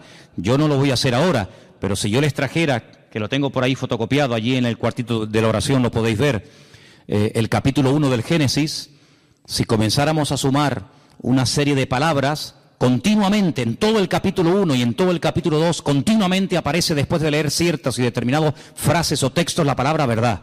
Y lees y verdad. Y es como que el texto lleva la firma de Dios. Es como cuando vimos aquí, ¿os acordáis? Cuando vimos aquí la bendición sacerdotal que estudiamos el domingo, esta bendición diseñada, creada y enseñada por Dios al hombre, lleva la firma de Dios. Saber encontrarla, pero la lleva. Luego, el libro del Génesis, el relato de la creación, lleva la firma de Dios, y la firma de Dios, la esencia de Dios, es la verdad. El mismo Señor Jesucristo, la misma palabra cuando se encarna, porque esto es un milagro, este es el milagro más grande de todos. El milagro más grande no es que un ciego pueda volver a ver, que es algo tremendo, o que un muerto resucite, o que un leproso sea limpiado. Sí, son milagros tremendos, pero hay algo más grande que eso, y es que la palabra, el verbo, se hace carne. Eso es lo más grande que hay. Y sobre esa verdad hemos estudiado también en las últimas semanas. Juan basa toda la explicación de su evangelio diciendo, y el verbo que era Dios se hizo carne, habitó entre nosotros y vimos su gloria, gloria como del unigénito del Padre. Sí, eso es algo tremendo, porque que la Biblia de repente haga así ¡fum!, y se convierta en carne, pues eso es lo que ocurrió. El Señor Jesucristo se hizo carne y habitó entre nosotros. Y dice la Biblia, y si alguno cuestiona eso, si alguno no es capaz de confesar, dice Juan, es muy claro en esto, si alguno no confiesa que el verbo, que la palabra se hizo carne, ese es mentiroso y ese es el espíritu del anticristo. Qué tremendo, Por eso dice, ¿queréis probar los espíritus? Cuando dice Juan, no me estoy yendo del tema, ¿no? Pero solamente para remarcar un poco esto, dice, probar los espíritus, porque no todo espíritu es de Dios. Y uno dice, bueno, ¿y cómo pruebo? ¿Y cuál es la prueba? Dice, dile, ¿crees que Jesucristo, crees que el verbo ha venido y se ha hecho carne? No, yo no creo eso. Entonces este no es de Dios. Ahí se prueban los espíritus. Si dice que sí, evidentemente es otra cosa. Pero volviendo al tema, entonces lo que hace Satanás es que siembra la duda. Alguien dijo que la duda es el padre del pecado. En cuanto una persona comience a dudar de que la palabra de Dios es la palabra de Dios, de que Dios existe o no existe, de que hay infierno o no, de que Dios es bueno o no tan bueno, en el momento en el que ese virus, ese veneno llamado duda, entre en tu vida, amigo, como no lo frenes, y como no contrarrestes y ataques y neutralices ese veneno, ese virus, con la verdad, porque la verdad es lo que mata la duda, eres hombre muerto. Y eso fue lo que Satanás comenzó a hacer. Él no cuestiona la existencia de Dios, ya lo haría en otros momentos de la historia, No te preocupes que el diablo tiene unas artimañas y tiene un montón de disfraces. En la Edad Media se puso uno, en la época de Adán y Eva se puso otro, y tiene muchos disfraces, y él va cogiendo el que más le conviene. En este momento no le convenía cuestionar la existencia de Dios porque, permítame la expresión, le saldría el tiro por la culata. Porque si alguien en esta vida sabía que había un creador y un Dios todopoderoso, ese era sin lugar a duda Adán y Eva, porque ellos no tuvieron ni padres, ni madres, ni suegros, ni suegras, sino que ellos eran producto de las benditas y poderosas manos de Dios. Por lo tanto, presentarse a ellos cuestionando la existencia de Dios hubiera sido un rotundo fracaso, porque ellos hubieran dicho, ¿cómo? Que Dios no existe, pero si hemos hablado con Él, hablamos todos los días con Él, y Él habla todos los días con nosotros. Nuestros cuerpos Él los creó. Yo me quedé dormido y cuando me desperté me encontré a Eva. El Creador me la entregó, por lo tanto por ahí el diablo iba mal. Pero emplea este arma favorita del diablo y es sembrar dudas. Sembrar la desconfianza en Dios. ¿Será verdad lo que Dios dijo? ¿Será verdad? ¿Funciona esto? ¿No funciona esto? Y entonces todos sabemos que esta persona desobedece, esta persona peca. Y fíjate qué curioso, lo primero que esta gente hace es sentir miedo, sentir vergüenza y esconderse del Creador con el cual antes hablaban y tenían una comunión tremenda. Cuando el Señor busca al hombre en el jardín del Edén y le dice, ¿por qué te escondes? Dice, porque oí tu voz y tuve miedo. ¿Tuviste miedo? ¿Y de dónde viene ese miedo? Luego el miedo es engendrado por el pecado. Si el pecado produce miedo, cuando una persona no tiene una relación íntima y segura con el Señor, tiene temores. Y los temores son tan variados: miedo a la muerte, miedo a ser abandonado, miedo a caer enfermo, miedo a perder el trabajo, miedo a que mi marido se vaya con otra, miedo a no sé qué. Sí, es un abanico terrible. Y eso el hombre comenzó a sentirlo, el hombre comenzó a experimentarlo, y el hombre llegó a tener hasta miedo de su propio Dios, de su propio Creador. Y le dice algo tremendo, le dice, es que también me oculté de ti porque estaba desnudo. Ahora, yo les dije que en el versículo 1, en el versículo 1 de Génesis, 3:1 de Génesis, describe a la serpiente como una criatura astuta. La palabra astuta en hebreo es arum, arum. Y la palabra desnudo en el versículo 10 es la palabra herón. Se escribe exactamente igual, las mismas letras. Claro, si les ponemos las vocales automáticamente varían. Es decir que Satanás lo que hace es que se camufla. Satanás lo que hace es que utiliza este animal que ya tiene en su naturaleza, en su esencia, el ser un animal astuto. Fíjate qué tremendo, ¿no? Jesús dice en el Sermón del Monte que la serpiente es astuta y las palomas son sencillas, es decir, que describe la esencia de la serpiente como un ser astuto. Y entonces lo que Satanás hace es utilizar a este animal porque no se puede presentar tal y como él es.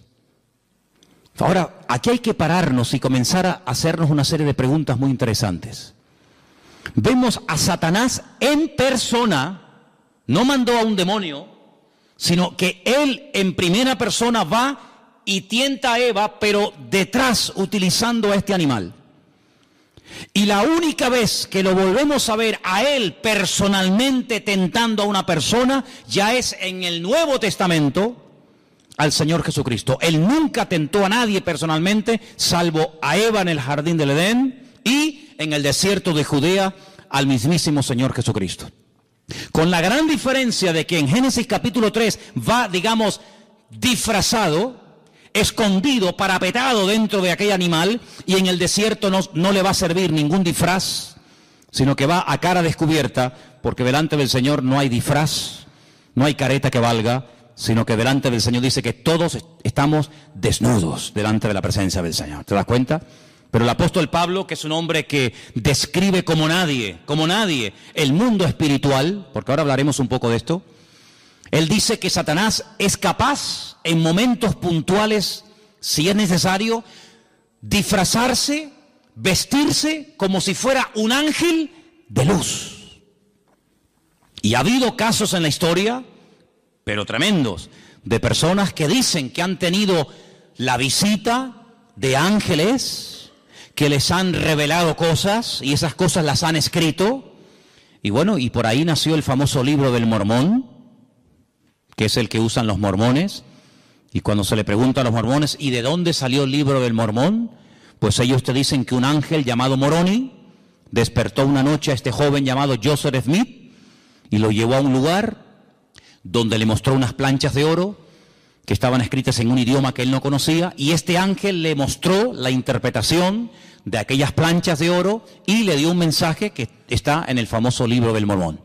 Y otra persona que presume de que un ángel del cielo bajó y le daba revelaciones es nada más y nada menos que el falso profeta llamado Mahoma, porque Mahoma es un falso profeta, ¿verdad?, que dice que recibió las enseñanzas de un ángel, pero un ángel evidentemente que no era un ángel de Dios, era un demonio, porque el apóstol Pablo dice en Gálatas capítulo 1 que si un ángel del cielo baja y nos predica un evangelio diferente al que hemos oído, no lo creáis, sea anatema, porque no hay otro evangelio que el que está escrito en la palabra de Dios. ¿Cuántos dicen amén? Así que en momentos puntuales Satanás incluso ha sido capaz de disfrazarse y de hacerse pasar como un ángel bueno, un ángel de la guardia, un ángel que viene a darte buenas vibraciones, buena energía, como dicen algunos por ahí. Ahora, fijaros qué interesante, porque Adán y Eva no tenían conocimiento, y esto es muy importante yo sinceramente nunca lo he oído. Ellos no tenían conocimiento del mundo espiritual. El único conocimiento del mundo espiritual que tenían es que hay un creador que no se puede ver, pero que habla y les oye cuando ellos le hablan a Dios. Pero ellos no tenían ningún conocimiento del mundo espiritual. Pero el mundo espiritual evidentemente ya existía y era real, puesto que cuando uno comienza a leer la Biblia desde el principio, uno se encuentra que el que está hablando es Dios. Más adelante encontramos que Dios crea a un hombre.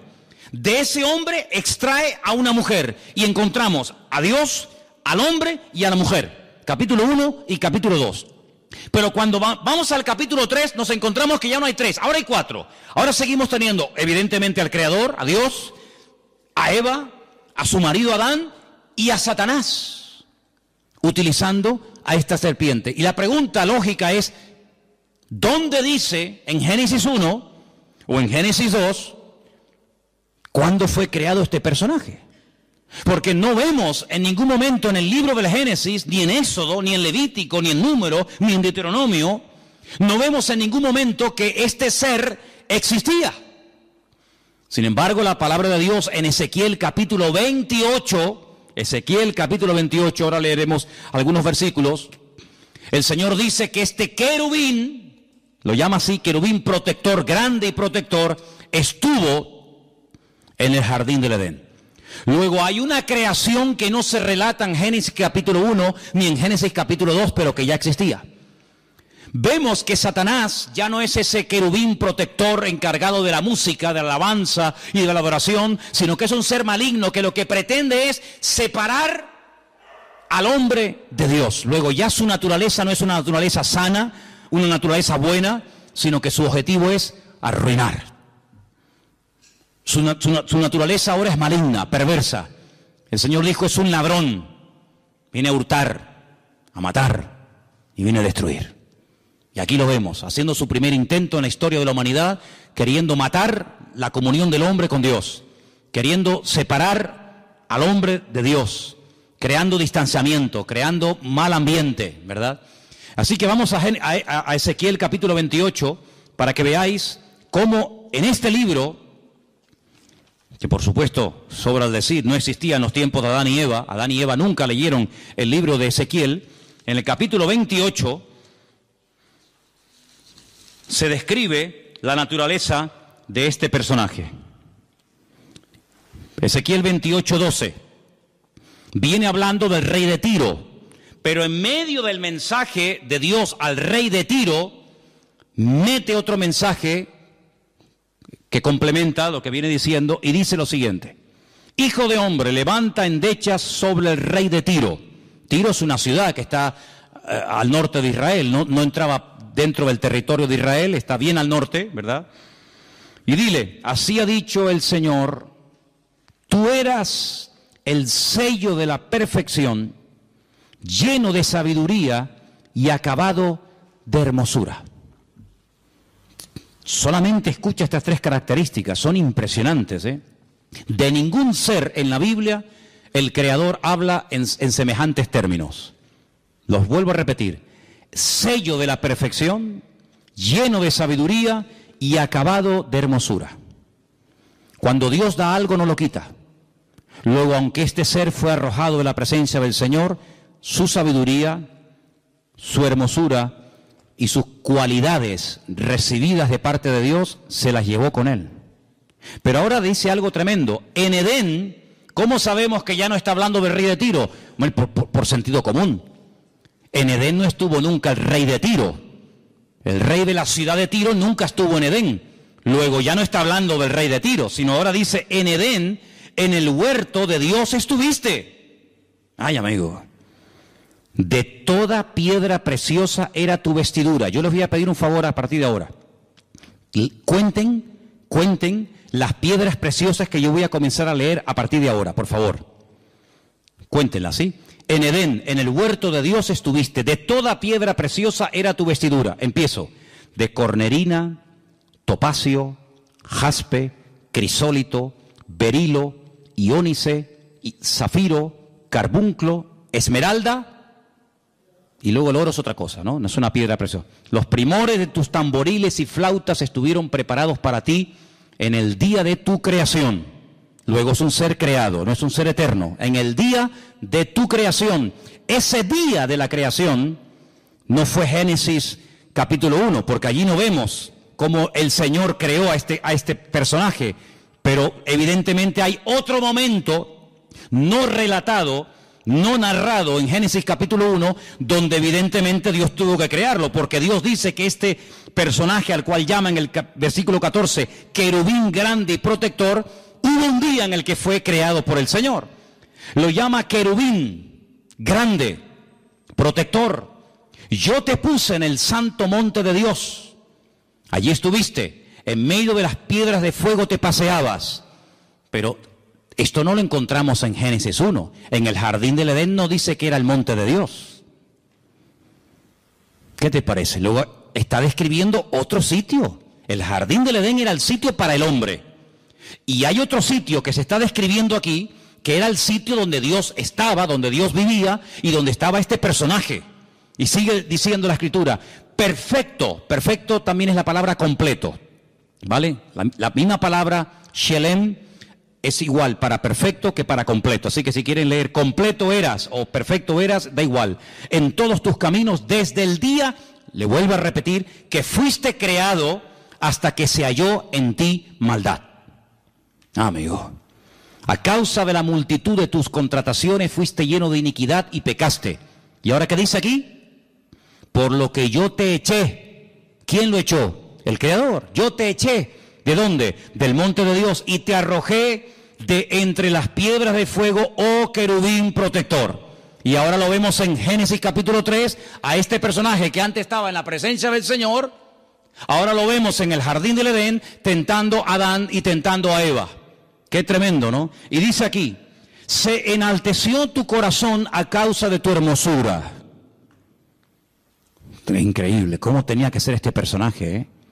Lo más hermoso. Corrompiste tu sabiduría a causa de tu esplendor. Yo te arrojé por tierra. Delante de los reyes te pondré para que miren en ti.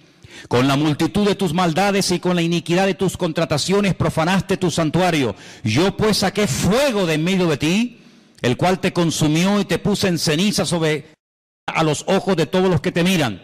Todos los que te conocieron de entre los pueblos se maravillarán sobre ti, espanto serás y para siempre dejarás de ser.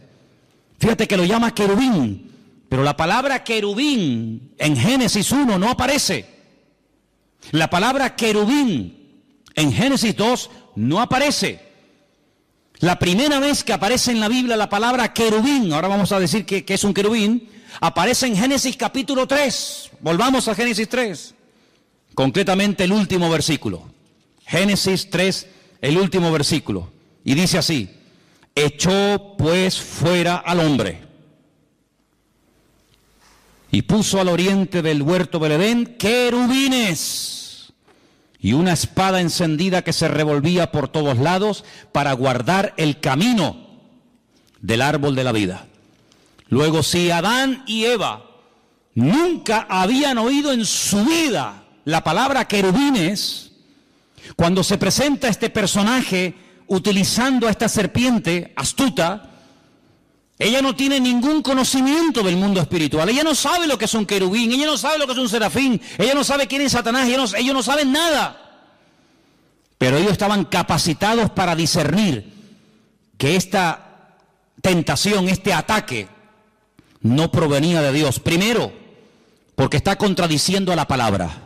Dios dijo, si comes, morirás. Y este me está diciendo que no moriré. Luego, ¿a quién le creo? ¿A mi Creador y a mi Señor? El que me ha creado, el que me ha demostrado que me ama, el que ha creado un mundo maravilloso para mí, o a este que no sé quién es y de dónde ha salido. Ahí hay un dilema y una tentación. Eso es lo que es ponerte entre la espada y la pared, decir, ¿a quién le creo? ¿A Dios o al horóscopo? ¿A lo que dice mi Señor en su palabra? ¿O a lo que dicen las noticias en la televisión? ¿A lo que dice el santero que echa las cartas y el brujo que no sé qué y no sé cuánto? ¿O le creo a mi Señor? Amigo, tú verás.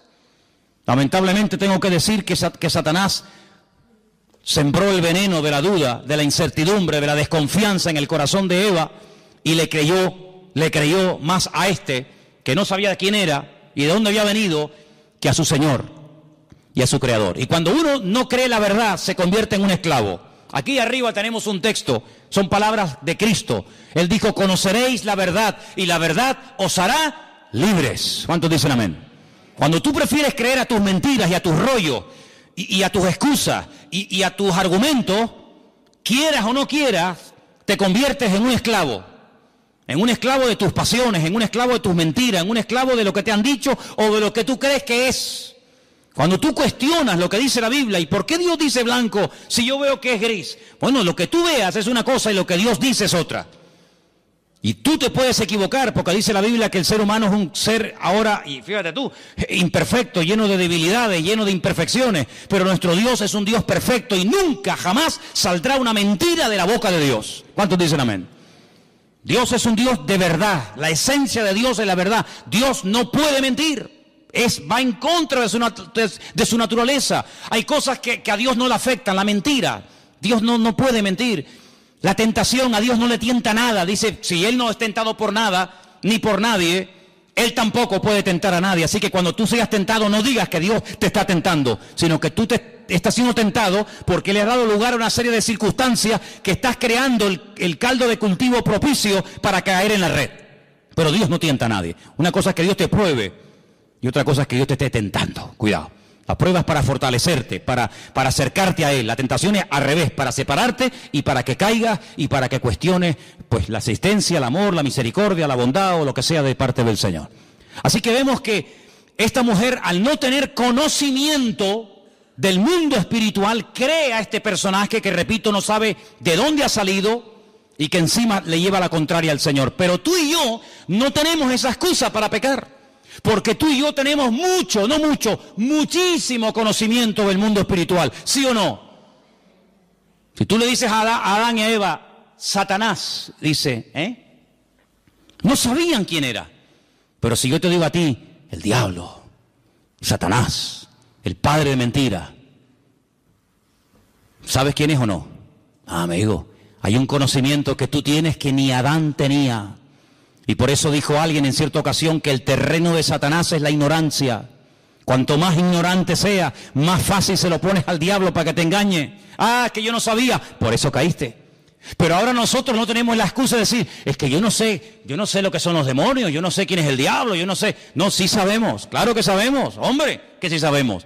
Mira, el mundo espiritual, quien mejor lo describe, si a alguien le interesa este tema, es sin lugar a duda el apóstol Pablo. Hay un capítulo, no lo vamos a leer ahora, pero para los que toman nota y les gusta leer después en casa, es el capítulo 6 del libro de Efesios, la carta de Pablo a los Efesios. Pablo describe allí el mundo espiritual de una forma increíble. La jerarquía del mundo espiritual, como Pablo no la describe nadie. Él dice que hay, mira, principados, potestades, gobernadores de las huestes de las tinieblas, huestes espirituales de maldad en las regiones celestes. Si te vas al libro de Ezequiel, te encuentras, por ejemplo, en Ezequiel capítulo 28, los versículos 13 y 14, te encuentras a los querubines, que en Ezequiel 1 los llama los seres vivientes. Cuando tú oigas la palabra seres vivientes, son los querubines. Qué curioso que cuando dice la Biblia que el Señor mandó a construir el tabernáculo con todo el mobiliario, ¿se acuerdan? Con la menorá, con la mesa de los panes, con el altar del incienso, el altar del sacrificio, con el arca de la alianza. Dice que dijo, encima del arca, en la tapa, quiero que construyas 2 querubines. porque son los que van a proteger la presencia del Señor. ¿Qué puso el Señor en el huerto del Edén para que no dieran marcha atrás y alargaran la mano y comieran del árbol de la vida que producía la vida eterna? Querubines, protectores. Luego los querubines tienen, entre comillas, la función de proteger, de cuidar, de rodear el trono del Señor. Digamos que serían, entre comillas, para que nos entendamos, su especie de guardaespaldas, para que nos entendamos. Los serafines, que son otros seres angelicales que están en la Biblia, quien mejor lo describe es Isaías, capítulo 6. Cuando él es llamado, dice, cuando el Señor me llamó, yo vi la gloria del Señor. Y vi serafines que tenían 6 alas, con 2 volaban, con 2 tapaban su rostro y con 2 tapaban sus pies y decían continuamente, santo, santo, santo es el Señor, toda la tierra está llena de la gloria del Señor. Entonces te das cuenta que en la Biblia hay serafines, querubines, ángeles. ¿Quién se le presentó a María cuando le dijo, escucha mujer, bendita eres tú entre todas las mujeres? A partir de ahora te llamarán bienaventurada, porque llevarás en tus entrañas, llevarás en tu vientre, nada más y nada menos que al bendito Hijo de Dios, un arcángel. ¿Quién? Gabriel. Luego dice, hay serafines, hay querubines, hay un arcángel que se llama Gabriel. Luego te vas al libro de Daniel y te encuentras que hay otro arcángel tremendamente poderoso que se llama el arcángel Miguel. El gran príncipe, dice Daniel 12, que está de parte de los hijos de tu pueblo. Te das cuenta que describe un mundo espiritual tremendo. Es decir, no lo podemos ver con nuestros ojos, pero eso no significa de que no existan. Hay gente que dice en su ignorancia, yo si no veo no creo. Pues por esa misma regla de 3, usted no cree en Júpiter, ni en Plutón, ni en Marte, ni en montones de cosas que existen, simplemente por el argumento ridículo y absurdo de que usted no lo ve. Bueno, hay millones de cosas que nuestros ojos no ven, pero sin embargo, ¿usted ha visto alguna vez algún átomo? ¿Ha visto alguna molécula? ¿Ha visto los protones y los neutrones? ¿Ha visto alguna vez eso? No, pero existen y están aquí ahora mismo. Y en este momento aquí dentro hay miles de voces de radio, de onda, ¿verdad? Radio de frecuencias que están aquí, las ondas, ahora no se oyen, no se pueden ver, porque no tenemos un receptor, pero si pusiéramos una radio y la encendemos, automáticamente oímos que la radio está hablando. No, la radio no está hablando, la radio está reproduciendo por ese famoso invento de Marconi, el italiano, ¿no? Que fue capaz de captar esas ondas y ponerlas en un receptor y uno puede hablar, oír en italiano, en japonés, en árabe, en chino, en lo que sea, una persona que está a miles de kilómetros de Tenerife, pero lo oímos hablar aquí, o ver un partido de fútbol que se está llevando a cabo en África, o sabe Dios dónde. Pero todo eso existe, no lo podemos ver, pero cuando tenemos los aparatos para poder ver esas imágenes, para poder escuchar esos sonidos, pues automáticamente ahí lo tenemos y todos en casa sabemos pues lo que estoy diciendo por la radio y por la televisión. Entonces, pero Adán y Eva en aquel momento, vamos a decir, entre comillas, que eran ignorantes del mundo espiritual. Ellos no sabían realmente lo que significaba todo eso, pero uno tiene que tener discernimiento, hermano. Cuando algo venga a su mente, cuando algo venga a su vida, que no está escrito en la palabra de Dios, descártelo, no lo crea, porque la palabra de Dios no se puede manipular, no hay que añadirle, no hay que ponerle. Si la palabra de Dios dice eso no se puede hacer, no le quiere dar las vueltas, decir sí, pero no hay pero que valga. El Señor cuando dice una cosa lo dice para nuestro bien. Y cuando el Señor dice el día que ustedes coman de este árbol, ustedes van a morir, aunque ustedes no entiendan el concepto morir, pues claro, Adán y Eva decían morir, ¿y eso qué es?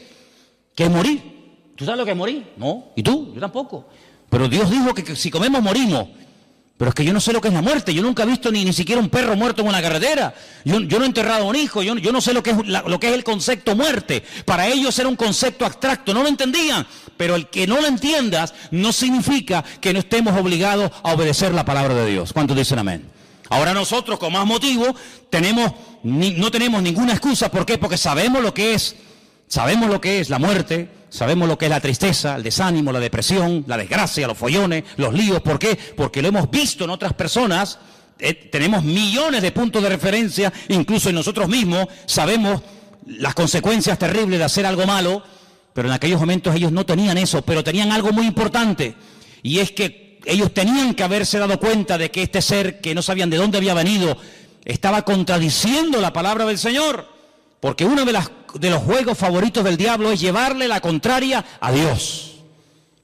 ¿Qué dijo Dios el día que se bautizó su hijo en el río Jordán? este es mi Hijo amado, en el cual tengo toda complacencia, en el cual deposito toda mi confianza. ¿Quién dijo eso? Dios. La voz de Dios se oyó.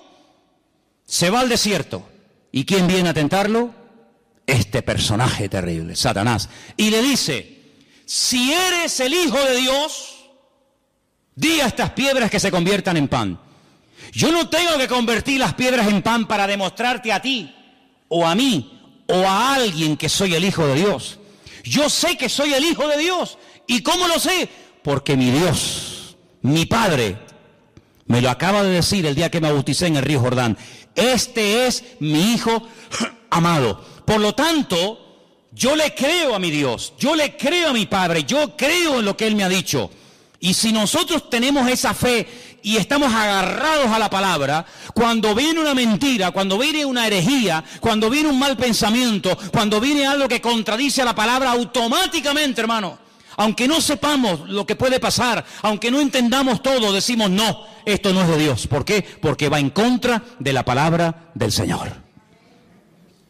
Y nada más, y con eso tendría que sobrarnos todo lo demás. Ahora, varias cosas ocurrieron allí. Antes de ser expulsados, Dios confronta al hombre con su pecado y le dice, mira, a partir de ahora vas a darte cuenta de que la tierra no produce con la fuerza que producía antes. Tu mujer, cuando dé a luz, va a comenzar a sufrir dolores en el momento del parto. Y tú vas a comenzar a sudar. Luego se ve que antes no sudaba. Tú vas a comenzar a perder humedad. Tú vas a comenzar a secarte. Y vas a tener que reponer los líquidos, porque como no repongas líquido te deshidrata y te puedes morir. Entonces hay una serie de consecuencias en el mundo espiritual, en el mundo natural, en el mundo físico, que van a cambiar a partir de ahora. Pero cuando yo te eche del jardín del Edén, no te vas a ir como yo te puse aquí.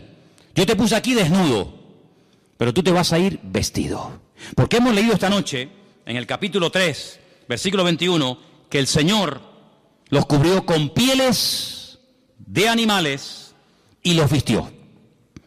Y esto es una lección objetiva que Adán y Eva captaron al momento.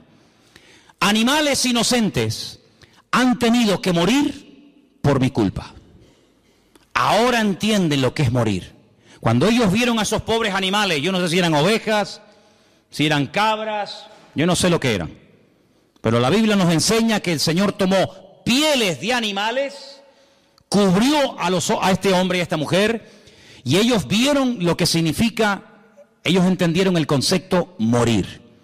Es decir, que ahora estas ropas que me van a cubrir, me van a recordar a donde quiera que vaya, que yo tengo que vestirme porque me he convertido en un ser pecador.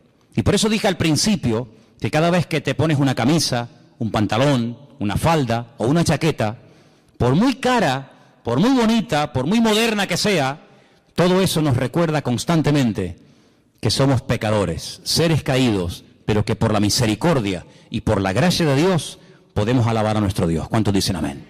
Así que la ropa no es ninguna bendición. Hay gente que se mata por tener la ropa de última moda y por tener marcas de no sé qué, y hay todo un negocio, hay todo un consumismo alrededor de esta historia de la moda, ¿verdad? Pero no se olviden de que todo eso viene como consecuencia del pecado. Y no solamente han tenido que morir animales inocentes para poder vestirlos a ustedes, sino que a partir de ahora la relación entre ustedes y yo va a ser diferente. Antes no había intermediario. El Señor venía, hablaba con ellos, ellos hablaban con el Señor, no había ningún problema. A partir de ahora no. A partir de ahora, cada vez que ustedes quieran acercarse a mí y quieran tener comunión conmigo, tienen que acercarse con sacrificios de animales. Y uno dice, ¿y por qué sacrificios de animales? Amigo, porque cuando el Señor les vistió a ustedes, animales inocentes tuvieron que morir para cubrir vuestra desnudez. Sangre de animales inocentes se tuvo que derramar para cubrirles a ustedes, y cada vez que ustedes quieran acercarse delante de Dios y sacrifiquen un animal sobre un altar de piedra, ustedes tienen que recordar que todo esto es la consecuencia de la desobediencia y del pecado de vuestros antepasados o de ustedes mismos. Ahora podemos entender el grado de desfachatez y de poca vergüenza que tuvo uno de los hijos de este primer matrimonio, cuando dice que los dos hermanos, Caín y Abel, fueron un día a la presencia del Señor.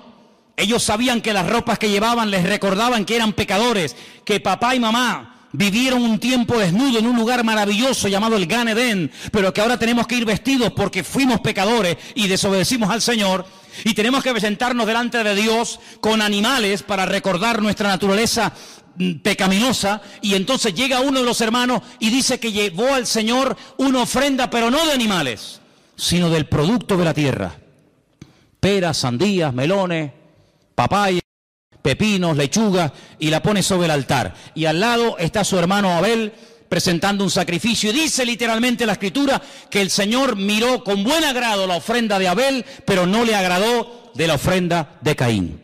Y ahora uno dice, fíjate qué tremendo, ellos sabían, los dos hermanos, del mismo padre, de la misma madre, recibiendo la misma enseñanza, pero uno va delante de Dios como Dios manda, como Dios establece, como Dios dice, el otro como a mí me da la gana.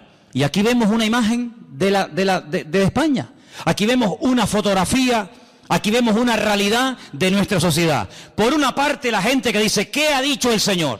Que no vaya por ese camino, que no haga esto, esto y aquello. Pues gloria a Dios, yo lo hago y punto.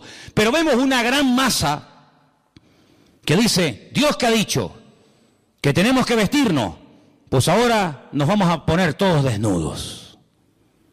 En un acto de provocación contra Dios. Y si tenemos que hacer anuncios o programas de televisión donde la moda es ponernos desnudos, pues lo hacemos para llevarle la contraria a Dios. Y si Dios dice que hay que amar, nosotros odiamos. Y si Dios dice al Señor tu Dios adorarás y a Él solo servirás, nosotros nos vamos a crear millones y millones de dioses y de estatuas, y los vamos a adorar cuando nos dé la gana, y vamos a sacarlos cuando nos dé la gana, y cuando no nos dé la gana los dejamos metidos en los templos. Y esa es la imagen de Caín y de Abel. Pero fíjate qué misericordioso es el Señor, que a Abel no le dice ni media palabra. No le dice, muy bien, Abel, muy bien, hijo, muy bien. Veo que eres un chico obediente, lo que te han enseñado tus padres lo estás poniendo por obra, siga así, hijo, muy bien. Nada. ¿A quién le habló el Señor? A Caín. Dice, Caín, si hicieras lo bueno, si fueras por el buen camino, ¿no te bendeciría yo? ¿Por qué estás con esa cara de amargado? ¿Por qué estás con el semblante decaído? ¿Por qué miras con malos ojos a tu hermano? Si hicieras lo bueno, ¿no te bendeciría yo también a ti? Caín podía haber dicho, gracias Señor, perdóname. De sabios es rectificar, ¿sí o no? Nada. Le dice a su hermano, vamos a dar un paseíto por el campo. ¿Te apetece? Venga, vamos. Y se lo lleva a dar un paseo al campo. Mentira. Premeditación y alevosía. Se levanta contra su mismísimo hermano, se levanta y lo mata. Y dice, muerto el perro, se acabó la rabia. Dios le vuelve a hablar otra vez, pero Caín, ¿qué has hecho? ¿Dónde está tu hermano Abel? Y fíjate cómo le responde este personaje al Señor. ¿Y yo qué sé? ¿Y acaso yo soy guarda de mi hermano? Como diciendo, a mí qué me importa la vida de mi hermano. Pero Caín, ¿pero qué dices? Aunque lo quieras ocultar, aunque lo quieras disimular, aunque te quieras poner un disfraz como ya uno se lo puso y engañó a tu padre y a tu madre, la voz de la sangre de tu hermano Abel llama a mi presencia. Así que errante serás por toda la tierra, maldito serás y darás vueltas y vueltas y vueltas y no te sentirás a gusto en ningún lado. Estarás un día en el monte y quieres estar en la playa. Y cuando estés en la playa te quieres ir a la montaña. Y cuando es de día quieres que llegue la noche. Y cuando llegue la noche quieres que llegue de día. Y cuando hace frío, qué asco de frío. Cuando hace calor, vas a ser un ser insatisfecho toda tu vida. Es lo que yo llamo el espíritu de Caín. Nada te agrada, nada te llena. Siempre estás quejándote por todo, hasta por lo que tienes. Y entonces Caín reflexiona y dice, Señor, grande es mi pecado, ahora te das cuenta que grande es tu pecado. Señor, y si yo voy por toda la tierra, y si alguien me quiere matar, ¿cómo me defiendo? Y ahí viene la misericordia. Es que es tremendo, Te acabas de cargar a tu hermano, me hablas con una prepotencia y una arrogancia terrible, pero ¿sabes lo que te digo? Te voy a poner una marca en tu frente, para que cuando alguien te vea, no te mate. Aún así el Señor le da una protección sobrenatural a este personaje, ¿no? Pero quiero terminar, porque hay material aquí para dar y vender, quiero terminar pidiéndoles a todos ustedes que se aprendan 3 números. ¿Sois capaces, no? ¿Sí o no? ¿Sí o no? Bien. 28, 28 y 21. Más fácil e imposible. ¿Sí o no? Éxodo 28, Ezequiel 28, Apocalipsis 21. A ver, díganlo ustedes solos. Éxodo 28, Ezequiel 28, Apocalipsis 21. Porque dice la Escritura, son las 3 únicas listas que hay en la Biblia de piedras preciosas. A mí me encantan las piedras preciosas, no tengo ninguna, a ver si me entienden. Pero me encantan las piedras, para mí es algo tan hermoso, un rubí, una esmeralda, un diamante, un zafiro, son cosas preciosas, ¿no? Son muy bonitas. Pues el Señor le dice a Satanás en el principio a este querubín, yo te voy a poner una vestidura tan hermosa. ¿Cuántas piedras preciosas contaron cuando leí Ezequiel 28? 9. 9 más el oro, ¿no? 9, vamos a poner 9. 9. ¿Cuántas piedras preciosas llevaba en el pecho el sumo sacerdote? 12, ¿seguro? ¿Cuántas tribus de Israel, cuántas familias había? 12. Ahí tenemos, ahí tienen el muñequito del sumo sacerdote. 12 piedras preciosas. ¿Cuántas llevaba Satanás en su pecho? 9. Ay, amigo. Cuando ustedes van a Apocalipsis capítulo 21, dice que los cimientos de la Nueva Jerusalén están adornados con 12 piedras preciosas diferentes. La tarea que les mando es que hagan en un papel, apunten las piedras preciosas que se mencionan en Éxodo 28. Las piedras preciosas que llevaba Satanás en su cuerpo en Ezequiel 28 y las piedras preciosas que menciona Apocalipsis 21 y que las comparen. Que las comparen. Cómo eran las del sacerdote, cómo eran las del enemigo y cómo son las de la Nueva Jerusalén. Se van a llevar una sorpresa increíble. Y se van a dar cuenta que cuando Dios habla nuestra vida, cuando el Señor quiere usar nuestra vida, el Señor nos da las herramientas y las capacidades para poder servirle. Sería una tragedia para un médico tener encima de una mesa de quirófano a un paciente. Con el conocimiento este hombre sabe lo que le pasa, sabe que se está muriendo y también sabe que si yo lo opero lo voy a curar y no va a morir, pero no puedo hacer nada porque no tengo instrumentos, no tengo herramientas. Y se le puede morir a un médico en las manos, un enfermo, sabiendo lo que tengo que hacer, pero no lo puedo hacer porque no tengo herramientas. Imagínate un mecánico, oye el ruido del coche y dice, ya sé lo que le pasa al coche, le pasa esto, esto y esto. Te lo arreglaría, pero es que no tengo herramientas. No tengo herramientas. Sabe lo que le ocurre, sabe la pieza que se ha roto, la que hay que ponerle nueva, pero si no tiene herramientas, el coche se le destruye y se le viene abajo.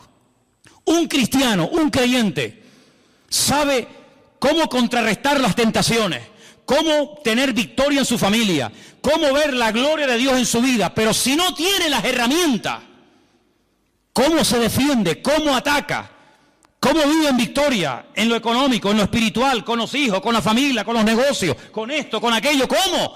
Ahí Dios nos ha dado la palabra, ahí el Señor nos ha dado la Biblia, y en la Biblia te encuentras todas las herramientas, todos los instrumentos, todos los dones, todos los frutos, todas las cosas necesarias para poder vivir en victoria. Entonces te das cuenta, decimos, oye, qué privilegio el de Adán y Eva, es verdad, hermano, sin lugar a dudas, pero nosotros hoy en día somos más privilegiados que Adán y Eva, porque Adán y Eva no tenían el poder del nombre de Jesucristo. El nombre que es sobre todo nombre, pero tú y yo sí lo tenemos, porque dice la Biblia que en su nombre no solamente oramos, sino que podemos echar fuera demonios y en su nombre avanzamos en victoria. Qué privilegio el de Adán y Eva, gloria a Dios, pero nunca tuvieron esto en la mano, nunca tuvieron la Biblia entera en la mano. Tú y yo sí la tenemos. Tenemos la ley de Moisés, tenemos los salmos del rey David, tenemos las profecías de Daniel, tenemos las cartas de Pablo, tenemos el Apocalipsis, tenemos toda la palabra de Dios. Adán y Eva no tenían el Espíritu de Dios dentro de sus vidas, no lo tenían. Pero tú y yo tenemos el Espíritu Santo viviendo 24 horas al día dentro de nuestros corazones. Dice que hemos sido sellados por el Espíritu de Dios. ¿Cuántos dicen amén? Ellos no sabían lo que era el poder de la sangre de Cristo, pero nosotros sí lo sabemos. Luego no hay excusa.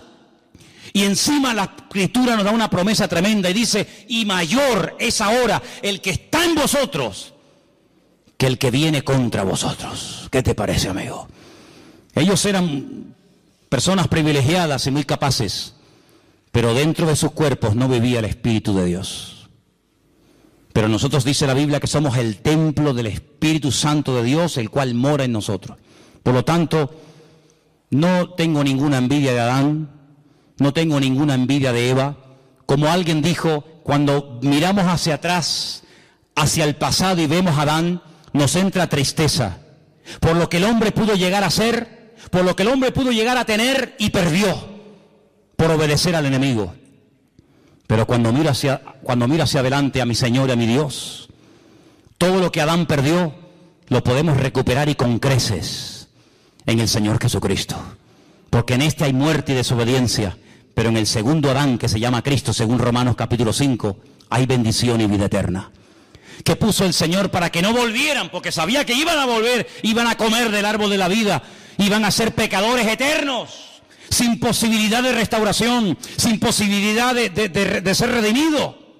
Les hizo un favor diciéndole, váyanse de aquí, les hago un favor, si los dejo aquí la van a liar más todavía. Puso querubines para que no volvieran atrás. Pero ¿cómo termina el libro del Apocalipsis? Dice, el cielo se abrió y vi el árbol de la vida, el cual da frutos para la sanidad de las naciones. Y de ese árbol tú y yo, querido hermano y hermano, si vivimos en victoria y en santidad, vamos a poder comer lo que Adán y Eva no pudieron comer. Nosotros lo vamos a poder comer, porque ese árbol representa y tipifica nada más y nada menos que nuestra comunión y nuestra relación con nuestro amado Señor Jesús. ¿Cuántos dicen amén? Vamos a orar, hermanos, vamos a orar. Quedan muchas cosas por compartir, muchas cosas por decir, pero se nos fue el tiempo. Vamos a orar en esta tarde y pídale usted al Señor, Dios mío, ayúdame a obedecerte. Que no caiga yo en el error de pensar que yo tengo más razón que tú. Que la Biblia ya a mí no me sirve de nada. No, hermano. Adán y Eva perdieron todo por desobediencia. Pero por obediencia al Señor, por sometimiento a su palabra, podemos recuperar la paz. Podemos recuperar la fe. Podemos recuperar la victoria que Adán y Eva perdieron. Solamente es cuestión de someternos al Señor, a su palabra, y todas las cosas que el diablo le quitó a Adán y a Eva, en Cristo las podemos recuperar. Bendito sea Dios. Todas las cosas que el ladrón robó, en Cristo Jesús las recuperamos. Padre Celestial, gracias te damos en esta noche por tu bendita y preciosa palabra. Dios mío, bendícenos y ayúdanos para que ningún deseo de desobediencia, de rebelión, nos traicione y nos aparte de tu palabra y de ti, Señor. Pon en nosotros el espíritu obediente de Cristo. Pon en nosotros el espíritu de sometimiento que Cristo tuvo a la voluntad del Padre, aunque la voluntad en un momento de su vida fue la muerte. Pero sabemos que cuando morimos, vivimos, y a veces cuando vivimos, morimos. Padre, en el nombre de Jesús, tómanos de tu mano, aparta al enemigo de nuestra vida, aleja al maligno de nuestro camino, y sé tú nuestra lumbrera. Sé tú nuestro guía, nuestro pastor. Ve tú delante de nosotros, cubre nuestras espaldas, Dios mío, para que en el nombre de Jesús tu gloria siempre esté a nuestro lado. Bendice, Señor, a tu pueblo aquí presente. Bendice a todos los hermanos que verán y escucharán este mensaje después, y que tu bendición nunca se aparte ni de nuestras vidas ni de nuestros hogares. Y te damos gracias por todo, en el bendito nombre de Jesús. Amén.